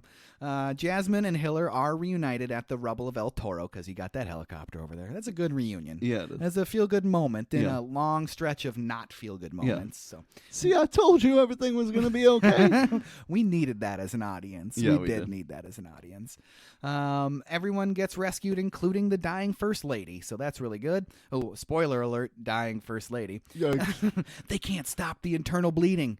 Total sad eyes for this part of the movie, right? Yeah. It seems fairly implausible, but the doctors think that you're going to be just fine. And she calls him a liar because it's a lie. Yep. And bam, she's dead. Bam, she's dead. Is mommy sleeping now? Yeah, mommy's sleeping. Ooh. Jesus Cristo. Like, that chokes me up every time. Yeah, like, for sure. It seems, I don't know, it seems weird that they couldn't stop the bleeding. Like, I want to know what kind of injury that is where you slowly bleed out over like 24 hours. Yeah. Like, you just like had shrapnel inside you for Maybe- too long. and maybe. there's nothing you can do about I it. don't know how that works really. Like maybe like if I don't know. I don't know how that works. Yeah. I don't know. If you're out there, doctors, email us. Yeah, this little girl is adorable. Yes. She's in Friends. I Yep. haven't mentioned something like that in a while. She is in the Girl Scout episode where Ross breaks her leg and then has to sell Girl Scout cookies for her to try to win a competition to go to space camp. Oh, nice. And then older, she's in Scott Pilgrim versus Yes, yes. When I was doing my research, I did see some pictures of her when she was older. I'm like, oh, it's that chick. Yep, yep. Now it's July 4th, and David is drunk, wrecking up the place. Thank goodness for Julius, though. He talks some sense into David. Sometimes we have to remember what we still have. And David's like what? I mean, there's not much here. You still have your health. Now get off this freezing cold concrete floor before you catch a cold. And there you have it. Julius saves the day. Yep. It's a computer virus to the rescue. Boom. Thanks, Julius. Hiller and the fam are at Area 51, and David's demonstration of how he can disable the shields. Yep. You got a gun? Fire it in this contained space and potentially kill any one of us. I mean, Yeah. that's such a weird thing for them to do. David does a little typey on his computer and tells the major to do it again. So again, fire that gun a second time and potentially kill any one of us in this room. And he does it this time, hitting the can. How did you do that? I gave it a cold. Gave it a cold. Gave it a cold. If they can infect the mothership, they can infect them all. It just takes someone flying up there to do it. And then I love how David is like, to take him out, to take him down, to do your stuff. I like that a lot. His plan does get criticized a little bit, and Nimziki wants to know, so you want to take minutes, like it'll be minutes to mount a coordinated global attack? Like, Yeah. that seems impossible, right? Yes. Steven thinks that he can fly the spaceship up to the mothership and deliver the payload. I've seen what they can do, so automatically I'm an expert. Damn right. Will the ship fly? Yep, it will. Yep. Let's do it. Thanks, President Whitmore. Next, the president fires that sniveling little weasel Nimziki. I imagine cheers in the theater during this scene. Oh, for sure. Right? Yeah! Yeah. Get Fire that guy. prick out of here. Let's organize every plane we can find and get us some goddamn pilots to fly them. I do enjoy how Nimziki says he can't fire me. He can't do that. Well, he just did. He just did. And now the world is pulling together to mount this attack. The Danes, the Brits, and even the Iraqis, Nice. which was a big deal in 1996 because the Gulf War had just ended a few years before this. Yeah. Gulf War 1.0. A message comes across the wire in old Morse code because the aliens can't decipher Morse code, I guess. Nope. They can't do it. It's the Americans. They want to organize a counteroffensive. It's about bloody time. What do they want to do? It's weird that they portray the rest of the world as looking up to America in this scene. Yeah. It's weird to me. It made me think of America, World Police. Yeah. What was America World Police? What was that? Team America. Team America World Police. That's right. Fuck yeah. The world is behind the American plan, but they're running short on pilots, so they get on that old bullhorn out at Area 51 and start asking for pilots, and a drunken Russell to the rescue. I'm a fly. I'm a pilot. Just feed the guy some coffee. It's strong. Keep it coming. That's all he needs, I That's guess. all he needs. Russell takes this opportunity to tell everyone about his abduction, and still no one seems to believe him. They look at him like he's crazy and look at this dumbass. He thinks he was abducted by aliens. What aliens? It's just so weird. I mean, obviously the aliens have been here since the 1950s, and these people are like, there's no way. There's no way. Just Like, weird. It's just you should weird. be bowing down to this guy now. Like, any information you have that can save us. Exactly. Stephen and David get a briefing on the nuke attached to their spaceship. They'll have 30 seconds to get out of Dodge before it explodes. It will not explode on impact, which is a smart thing to do if you want to get out of there. Yeah. They also strapped a wang on the underside of that underside of that spaceship that doubles as the strongest transmitter available. Yep. All right, great. Connie's got to know, though, why you, David? David, why do you have to do it? Well, he's the only one that can do it, I guess. What if something happens? Yeah. He's the only one that can do it. Right. And it's his shot to save the planet. He always wants to save the planet. Yep. This is his chance. Jasmine and Stephen get married, and David and Connie sort of get remarried. How sweet. How sweet. How sweet. And that dumb fucking dolphin ring. And when they that dumb fucking dolphin ring, when they come in as the witnesses for the marriage and they're like, sorry, we got held up, are we assuming in conversation or did they get a little rowdy? I think they got rowdy. I think so. I didn't think of that. I think they got rowdy. I think they got a little rowdy. I think they got rowdy. I don't want to see Connie nude. I want to see me some Goldblum. Goldblum nude. Give me some Goldblum, man. Come on, Jeff. I want to see that rippling chest. That rippling chest. But now we get the speech. The speech. Bill Pullman delivers one of movie history's most iconic speeches, right? It's way up there. It's super good. It's way up there. It's super good. Dean Devlin wrote that speech. Nice. But Devlin didn't think it was going to work. Devlin was told to just write something for now. It'll be temporary, and we'll work on it, and we'll get to it later. So he did, and he never reread it. So he just wrote this speech as a placeholder and sent it out there.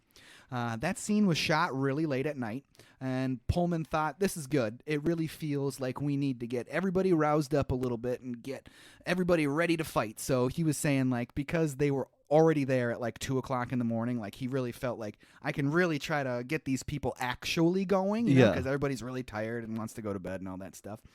Devlin was in the production office when he was told that they were about to start shooting the president's speech, and he panicked. He literally thought, oh my God, I never rewrote the speech. Like, what are they doing? So he came running down to the set to work on the speech, and as he got there, Pullman was rehearsing, and all the extras were freaking out when he did the speech, and Devlin was like, oh my God, this is great. Yeah. Awesome. Ultimately, Devlin loved the speech and the way Pullman performed it. He thinks it was I think it was very amazing and very Hollywood, and I wouldn't want it any other way. No. Personally, I wouldn't want it any other way. Pullman actually prepared for this speech by listening to a collection of CDs called The 100 Greatest Speeches. Nice. All right. And he said that he pulled directly from RFK, so Robert Kennedy's speech after Martin Luther King Jr. was assassinated. So that was like his inspiration for his tone in his speech. Sure. That's wow. All right. So now after that speech, he has roused everybody up, and even the president is going to join the fight. He says, I'm a combat pilot. I belong in the air. Stephen and David say their goodbyes. It's a great moment between David and Julius. Julius saying, I'm very proud of you. Stephen and Jasmine say their I love yous, which of course they should. Yep. And Julius saves the day one last time by having the cigars. Yeah. Thank goodness for Julius in this movie. He's come through many times. I almost put a hex on the whole damn thing. Everyone's getting ready for the offensive now, and David opens up his computer, and the HAL 9000 greets him. So that's from 2001 Space Odyssey, which is pretty cool. Russell almost launches his missile while sitting on the tarmac. I picked a hell of a day to quit drinking. And that is an airplane reference to Lloyd Bridges as Steve McCroskey. Nice. In that movie, he quit many things. So he'd say, I picked a hell of a day to quit smoking. I picked a hell of a day to quit drinking. I picked a hell of a day to quit amphetamines. I picked a hell of a day to quit sniffing glue. Oh, so Charlie Day shit right there. Right. His kids, Russell's kids, are very proud of him, though. Time to launch for Steve and Dave there. Head on up to space, please. The controls happen to be incorrect, and they smash into the wall behind them. Oops. What do you mean, oops? Stephen flips those instructions around, and the second time does not fail. What do you say? We try that one again. Yes, without the oops this time. And off they go. I have got to get me one of these. That is a great line also. Yeah. Is that the origin of the phrase? I want to say yes. like of people it using. could be. I want to say that is the origin of the phrase. I have Get got me to, one of these. right? People use that in their daily lexicon, right? Oh, definitely. I got to say that's the origin of the phrase. The aliens are headed now straight for Area 51 because they kind of figured out the secret. That's where the humans are basing their main operation out of. David and Steven make great time and already at that mothership. The mothership takes control and brings them in. When were you going to tell me about this? Steve wants to know, and David says, oops. Oops. We are going to have to work on our communication. Will Smith really played the angry card a lot with his character, Captain Stephen Hiller, don't you think? Yeah. He did. That's all right, though. Very stressful situation. Definitely. Aliens are invading Earth. Connie has all the people brought inside of Area 51 for their safety, and David and Steven have entered the alien mothership. So very cool. Oh, yeah. It's very Borgish from Star Trek The Next Generation. It just reminded me of the way the Borg look, and I don't know if that was intentional or not. It might have just been kind of like the style of the time in that mid to late 90s. Green and space and foggy, right? Yeah, That's kind of what that was. We get some real scope on how big that mothership actually is, and there's millions of aliens preparing for the invasion. Like, their whole species is in that mothership. Yeah. That's their whole species. Yeah. David and Steven have reached their destination, though. Power windows to hide the two of them. And it's time to upload that virus. Some of the more believable computer action in a 90s movie. I already said that, but all that seemed like very believable. Oh, yeah. It wasn't wacky. It wasn't, I'm a hacker. Right. I'm a hacker. Oh, it's a Unix system. It's a Unix system. Nobody the said easiest thing in the world. And that fast upload time to boot, right? Yeah. I totally expected that to take way longer than it did. Way You longer. would think that it would be way longer. With that virus delivered, the fighter jets can engage the alien ship, first unsuccessfully, but Whitmore wants another shot. Success. It worked. And the fight is on. Fire at will, fire at will, fire at will. So they do. They do. With the virus uploaded, it's time for Dave and Steve to split. One problem, though, they're kind of locked into that dock of some kind. They got nowhere to go. They're not going anywhere. The aliens know something is up at this point, and they're going to open up those power windows. Area 51 gets full-on attacked. They run inside and take the elevator. It seems like that's a recipe for disaster and death. Definitely. There had to be some stairs, I would think, but whatever. Back to Steve and Dave, and they have been exposed. Shit. Hide. I love how low-tech it gets at the end. They're just like, hide. Just hide. Just hide. The planes are landing missile after missile now, but they just aren't doing enough damage. The alien ship has settled directly over Area 51 and has started its primary weapon. The clock is ticking now, and they have to stop the ship before it fires. I mean, obviously. You gotta stop the ship before it fires.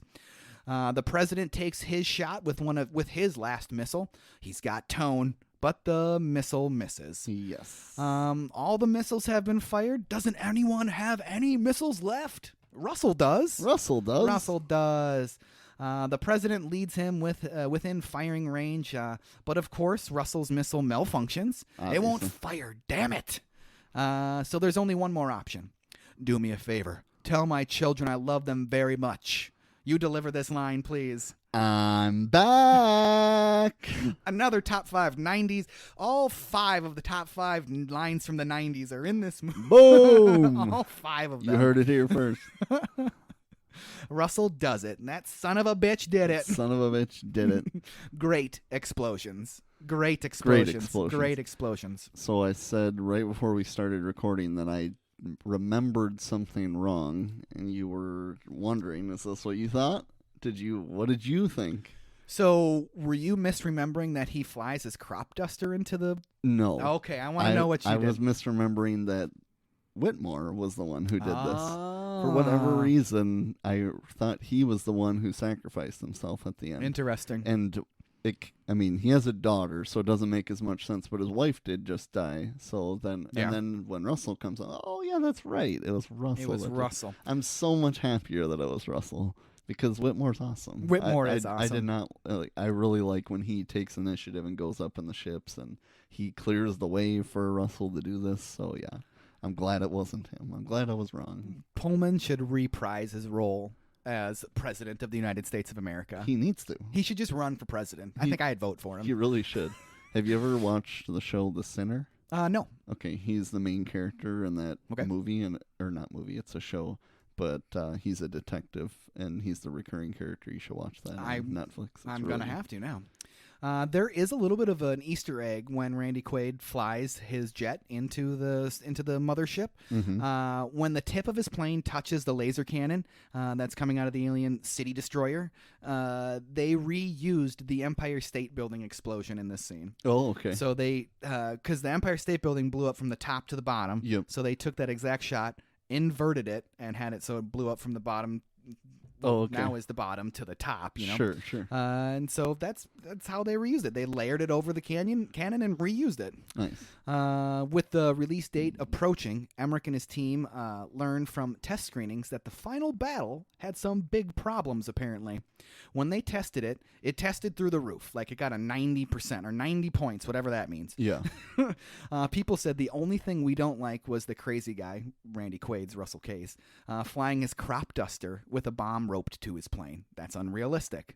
Not the fact that they're fighting aliens. Right. That was unrealistic. So originally, that's what it was supposed to be. He was supposed to show up in his crop duster with a bomb strapped to it. Oh, my gosh. That was the original. So, as in, he wasn't even going to be there as I'm a pilot and be in one of those ships. He was just going to show up in the crop duster. He was just going to show up. It was supposed to be like a Dr. Strangelove moment where it was supposed to be like, woo, you know, and all that type of stuff. So when they were watching it, when Devlin and Emmerich were watching this movie with an audience, when Russell showed up in that plane, there was a really big laugh. And Roland turned to Devlin and said, that's not a good laugh. We don't want people laughing at this part of the movie. So they wanted to reshoot it. The studio couldn't understand why they wanted to reshoot it because the movie was testing as high as it was in the low 90s. Emmerich and Devlin said, we know it's not the right laugh in this point in the movie. Like, you should not be laughing. Yeah. And so it was a one-day reshoot. They talked them into spending the money, the studio into spending the money, and they ended up with a 98. So they added the story for Russell where he ends up being recruited as a pilot. That was all a reshoot. Okay. And comes back. They also upped his story about being an alcoholic father who is searching for redemption. So all of that stuff was a reshoot after the movie. So when they're like, let's clear a path for him, originally they're clearing a path for the biplane, for his crop duster. Oh, okay. And that's why you never it's all close-ups of Russell. And you never see like an outside shot of him. Of him actually behind them. Yeah, you see Whitmore and the other two in a trio, you know, going to clear it, but you don't actually see how far away. Next time you watch that movie, remember that the last 10 minutes are all Randy Quaid stuff is reshot, and it's super glaring and super obvious. That's crazy. It's super glaring and obvious. Any way you look at it, though, he ends up being the hero by default, right? Yep. Because he killed the aliens. Yeah. Way to go. It's kind of weird because you never really like him. No. You never really do like him. And he's not in the story a ton. Right. He's in the story. He does play a part in the story, but he's not in the movie a lot. And he's the hero. Pretty crazy. He's the hero of the movie. Pretty crazy. He's the hero. I mean, if he's not the hero, who's the hero? There really isn't one. That's the problem. Well, yeah, because the American spirit. I'm like reaching with, Hiller and David. You could argue that they are the hero because they make it possible, but still, if he doesn't come in and do what he does with the ship, someone has to do that. And if nobody does that, there's no hero because they don't win. And they never figure out that that's the way to take the ships out. Right. Because that's how they figure it out. And they tell everybody that's what you got to do. Maybe not necessarily fly an airplane into it, but right. So I think by default, that makes Russell the hero of the movie. That does. Okay, we'll go with it. We'll go with it. Now they know how to take him out, so spread the word. David and Steven seem pretty SOL at this point, don't you think? Like, they're hiding in the ship. They got nothing to do. They can't do anything. So Haler asks him, so what do you think? And David says, checkmate. So it's cigar time because the mission is over. Yeah. Goldblum is not a cigar smoker. So after the many takes of them smoking the cigars, the assistant director, who was a cigar smoker, would actually like get the stogie going and then hand it off to Goldblum. Sure. And then Goldblum would start smoking it. He said that it literally would like make him sick. And I understand that because cigars are pretty gross. Yeah. So there's only one thing left to do. Launch the nuke. That's all they can do. That's all Steven and David can do. So they stand and they wave. Goodbye. Here we go. The launch and the destruction resulting from the launch manages to knock them free. Great. Great. Can you get us out of here in 30 seconds? I ain't heard no fat lady. Forget the fat lady. You're obsessed with the fat lady. It's a very funny line from David.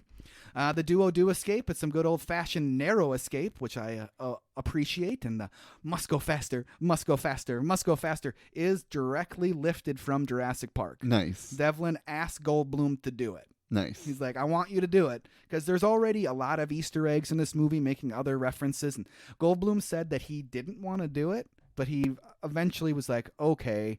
And he has never gotten confirmation from Spielberg, but he's always like, I hope Steven Spielberg is okay with me doing that. Right.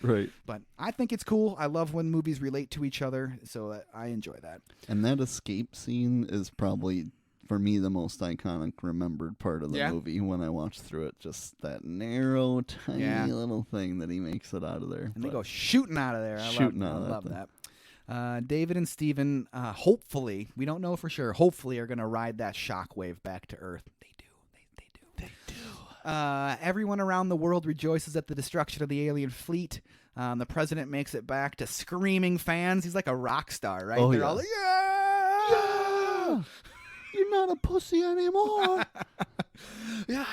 We love you now. Love you now. You're the president forever. But what about David and Steven? It's been 20 minutes since we made contact last. But wait, just that moment, there's some beeping in the background of the scene. And it's them. It's them. Of course it's them. Off to give them a hero's welcome. Connie's there. Jasmine's there. I smell a four-way. I smell a serious four-way, especially when they're walking at us all Top Gun style in those suits. Oh, yeah, that's some... Jeff Goldblum looking good in that scene.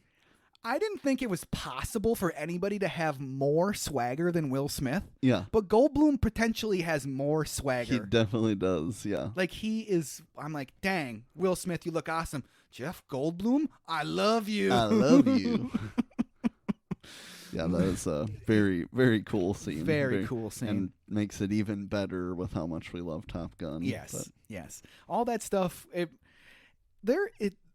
not emotionally, like in the images of this movie, there's some very heavy ties to Top Gun. Oh, definitely. And because of the way that Emmerich and Devlin wrote this movie with lots of Easter eggs in mind, that's got to be intentional, right? Oh, for sure. To pull from a movie like Top Gun to make it look like Top Gun. Although the aerial sequences in Top Gun blow this movie out of the water. Like, insanely. It's kind of crazy to think that that's 10 years before this. Right. But I wouldn't say this movie needed it as much. No, it didn't. But you definitely, if you think any of this was remotely cool, you need to go back and watch Top Gun because that is the bomb. And then go listen to our episode on it. Yeah.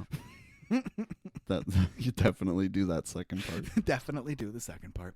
The president congratulates Steven, and then reluctantly, at first, he does congratulate David too.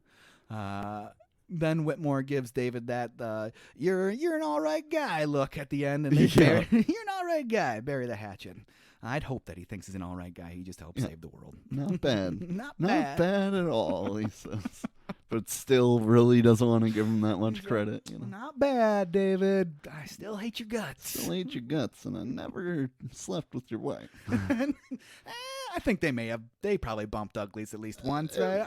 Maybe once after that whole divorce scenario. Yeah, who knows? Happy 4th of July, Daddy. What a sweet line from that little girl. Little line. They all bask in the sight of the downed spaceship and the pieces of the mothership streaking across the sky. Roll credits. Roll credits. Quickly here, do you want to hear about how Emmerich and Delvin watched this movie with Bill and Hillary Clinton? Yes, I do. So Emmerich, Delvin, and Pullman received a surprising invitation. Devlin and Emmerich were in the middle of doing a press junket in New York for the movie when the phone rang and in Devlin's room. He picked it up and they said, could you hold for the White House, please? And he said, what? And they said, the president would like to screen the movie tonight. How would you like to get a phone call from the president and be like, I want to watch your movie with you tonight? Let's do it. If it was this happening, I'd be like, hell yeah. If it was right now, I'd be like, I don't really watch movies with 80-year-olds. It's true. That's very, very true. Because he'd want the volume way too loud. He'd want the volume way too... And I listen to the volume pretty loud, but still. So it turns out that they were all standing in the middle of the White House, and Bill Clinton was chatting them up. The White House has apparently one of the worst screening rooms ever. It was a former bowling alley turned into a screening room. In the front row was Hillary and Bill has the largest tub of popcorn ever, apparently, is what Emmerich said. So I want to see how big that tub of popcorn is. Presidential size. Unlimited refills. All three of them, so Pullman, Devlin, and Emmerich, were all in the back row standing up because they were too nervous to go sit by the president and first lady. I can understand that. Yeah. Clinton waved to Roland to come sit down next to him, and Roland was like, I'm a German. I can't go do that. I'm German. And Pullman was like, that's weak. That is weak. You're the director. You need to go up there. And Dean wrote the speech, but neither of them would go sit between the Clintons. So Pullman went up there and took the seat sandwiched in between Bill and Hillary. So can you imagine that? Bill Clinton, Pullman, and Hillary Clinton sitting next to each other in the front row of a movie theater. So awesome. So awesome and so weird. Pullman said that it was a little nerve-wracking. I can understand that. When they got to the moment, when the White House blows up, Emmerich and Devlin were looking at each other thinking, we're in the White House watching it blow up. That has to be pretty surreal. Oh, right? yeah. At the very end, Hillary leaned over to Pullman and said, you were really great, and if we ever need to step away for a weekend, we know who to call. Bill wanted to give Pullman a tour of the White House after the screening, so they ducked out after the movie, and Pullman got a personal tour of the White House from Bill Clinton. How interesting, right? That's pretty sick. That's pretty dang cool. That's pretty cool. That's pretty dang cool. So, Trav, final opinions. Give them to me. Damn, such a good movie. It really is. Dare we say iconic. Yes. But yeah, Will Smith at peak Will Smith. Pullman is super awesome. Yep. Give me all the Jeff Goldblum. I'm loving all the Jeff Goldblum. Yeah, it's definitely awesome. This was like my aircraft movie that I thought was badass when I was a kid, but now it's been completely surpassed by Top Gun. But what do you think, Drew? Yeah, this movie just really makes me think of being a 12-year-old watching movies in the 90s and how much this movie was just on perpetual repeat growing up. It was just something you grabbed off the shelf, you threw it in the VCR, and you watched it. All the time. I'm assuming it played every year around 4th of July on repeat on TV? I would have to assume I would assume so. I would bet it's on TV. Probably still. Yeah. I mean, it's called Independence Day, for God's sake, right? Right. Take your shot. Take your shot. But yeah, I absolutely loved it. I couldn't have wanted anything more from this movie. Its hokiness is outshined by its like legit awesomeness. Yeah, anything that is a little bit like that looks stupid or I don't like that, it's like the rest of everything else makes up for it. Definitely, it's everything you want out of an alien movie. It's everything that Mars Attacks wanted to be that isn't. Agreed. I mean, what if you took Independence Day and put a harder comedy spin on it? You'd get a movie like Mars Attacks, but 10 times better. But 10 times better, definitely. Right? Yeah. Yeah. So. What the hell is that smell?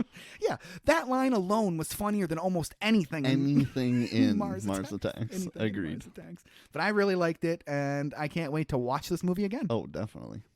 Do you have anything else you'd like to talk about, Trav? Let's get into that homework assignment. Let's do it.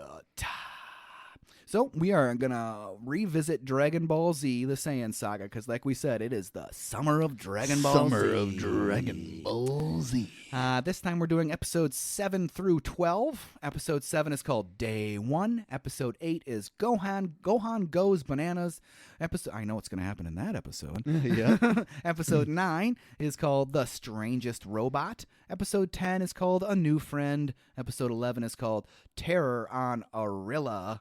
Episode 12 is Global Training. Are you excited to get back to DBZ? Definitely. Yeah, me too. And a few things that we talked about last time. So Arlia, Terror on Arlia, that's that weird hue-colored Vegeta. And I made the comment that people I've seen, it's the planet.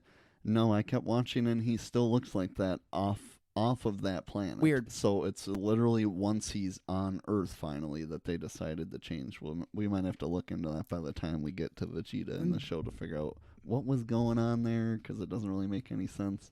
And I said the first episode I've seen was Gohan turning into a great ape, and that is in this one. Yeah. So it was the 8th episode. Okay. So I didn't miss much by the time I had seen the first episode. No, you didn't.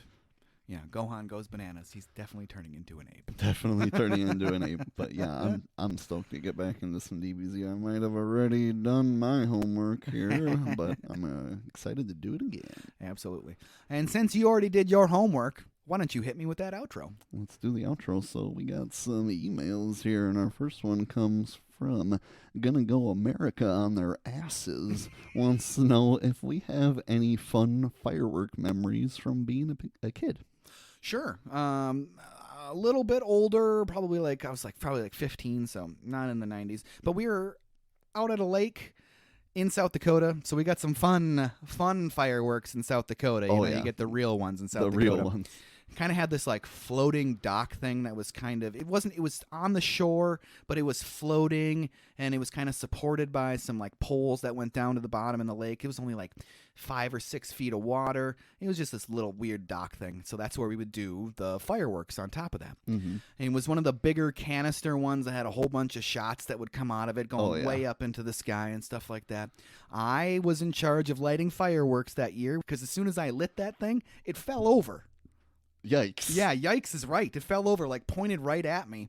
And so I like dove like to the opposite side of it, and the deck thing that it was on is probably about 10 feet by 10 feet. Sure. So this thing falls over. I dive like over it to get onto the other side of it. I don't know if I was trying to dive into the water. If I was trying to do that, why didn't I just jump off to the side? Yeah. But whatever. The dock thing gets like dislodged and starts like tipping. So then the firework thing that's pointed the other direction starts rolling directly back at me. And just as the fuse goes out, it fell into the lake. And I was like, great. It's not going to shoot anymore. No, they still will fire underwater, apparently. Jeez. Yeah, so it starts going poof, underwater. Poof, and I'm like just trying to swim away. Swim away. It's like an action movie here. I didn't get hurt or anything, but it was stressful. That's crazy. Nobody on the shore was even like trying to help. They're all just, ha, ha, ha, ha. Look at that kid. Look at that kid. Great job. The water ain't going to put that out there, sonny. Basically. But hey, that's hilarious. That's my best fireworks story. That's an awesome fireworks story. So, hold on, though. You were born in 84. Yeah.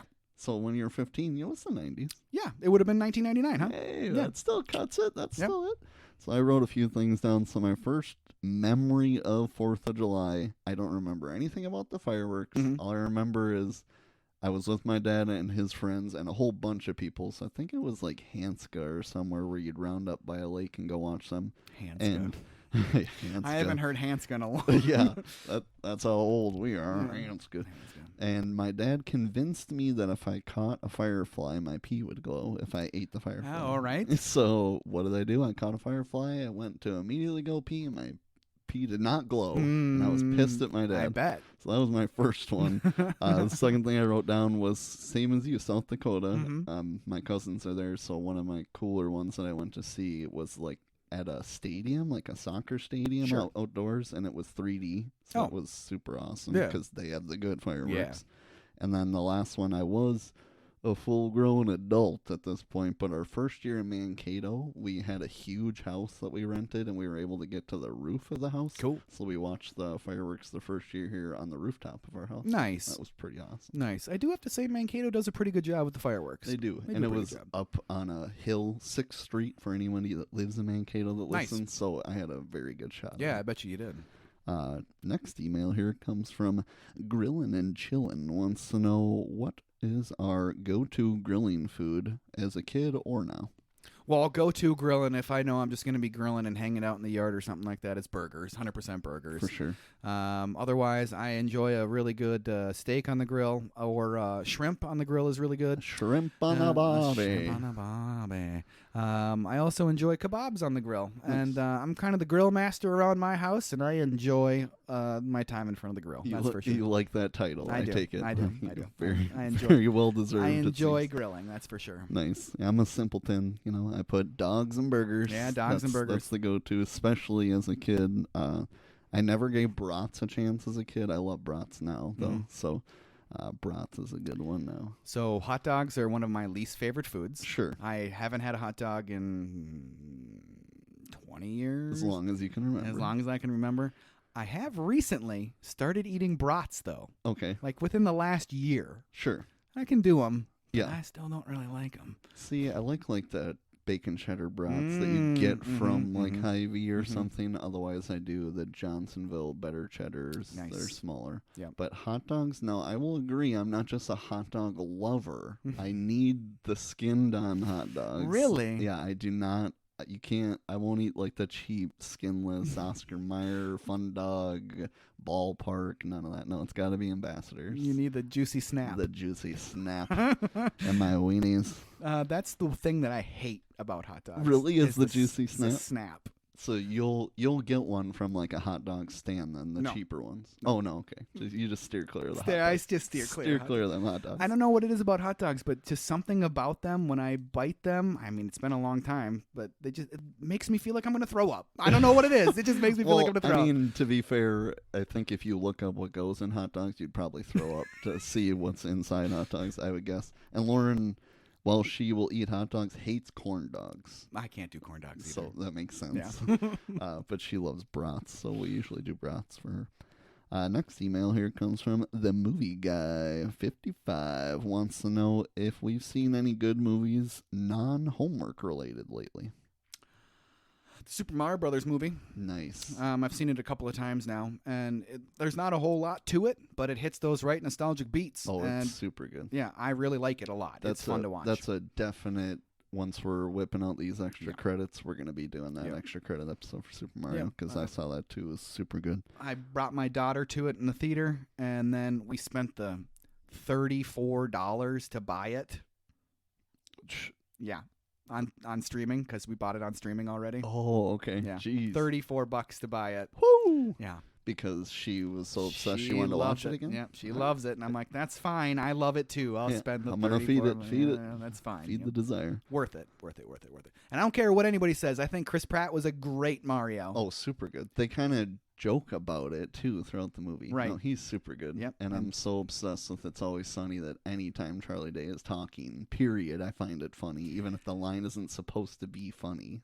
I think it's funny how much Charlie and Luigi look alike. Look alike. Right? Yeah. Usually in those animated movies, they try to make the character look slightly like the voice actor. Yeah. But it's Luigi and Mario, so they look like Luigi and Mario. But Charlie Day and Luigi look alike. They look alike.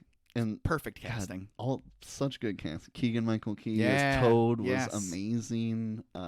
I feel like they've just opened up this whole Mario universe, potentially. Can you imagine a Luigi's Mansion movie with Charlie just taking down ghosts? I would go watch that. I would go watch that, too. And I've heard multiple rumors about, Danny DeVito being Wario coming up and Jim Carrey being Waluigi.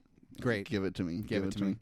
The movie I wrote down, just saw it last week. I've had it for a while and heard good things. Gravity. Have you ever seen that? Yeah. Super good. Yeah. Now, I love space movies, but that movie had my heart racing the entire movie. It gets insane within the first 10 minutes. Right. It turns into a survival movie, basically. It does. So I don't want to ruin the movie for you. I like that movie a lot, too. But I hate Ghost George Clooney. I'm not a fan of Ghost George Clooney when he comes back later. And I absolutely despise when Sandra Bullock goes, "No harm, no foul."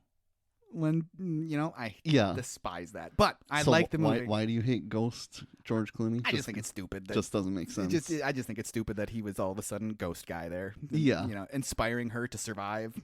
Right. She's either going to survive or die. It's a weird scene, right. Definitely. Yeah. But yeah, just when the shrapnel hits and she gets separated with that arm and is flipping around, yikes. And then I asked my buddy, why the hell is George Clooney the only one that has like the jetpack part? Like, is that so expensive that only one of them can have the little jetpack thing mixed with their suit? Because the other two do not have it, and he has it, and then he runs out of juice eventually. But why does only one of them have it? I don't know. That's a really good question. It's been a while since I've seen that movie, and I think I'm probably going to want to go back and watch it again. I saw it in theater, and then I saw it at least one more time after that. It's just been a while. So I'm going to go back and watch that. Yeah, now. and he's like wasting it in the beginning. Yeah. I mean, they don't know what's going to happen, but still. Great movie, though. Really good movie. So my last one now is my question for Drew. And this is because I've been watching a lot of Daredevil lately. So if you had to lose one of your senses, what would it be?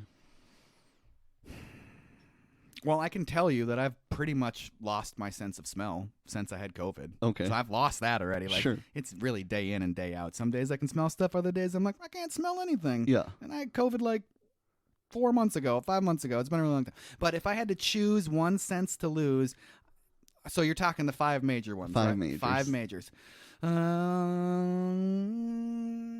I would probably choose one that was pretty inconsequential to my life. Like if I lost the sense of taste, everything else in my life would be fine. Yeah. So I think I'll say sense of taste, just because you can move on with your life. Food would be really unsatisfying, right. Really unsatisfying, constantly unsatisfying. Yeah. But I think I'll go sense of taste.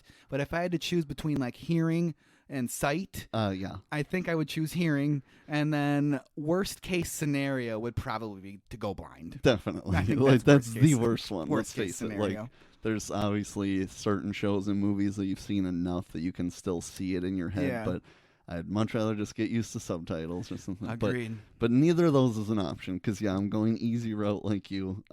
I mean, smell would probably be the least shitty one. Probably. I guess. Yeah. But I thought as much as my favorite thing is to taste all the crappy junk food and delicious things I eat, I'd probably pick that because I could prolong my life by like 15 years because I'd just start eating super healthy all the time. Because it wouldn't matter. Because it wouldn't matter. Right.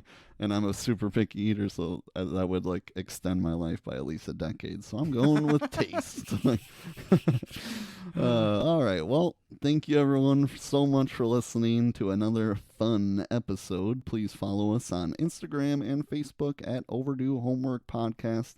Help spread the word of this awesome podcast to your friends, your family, people you don't know, strangers on the street.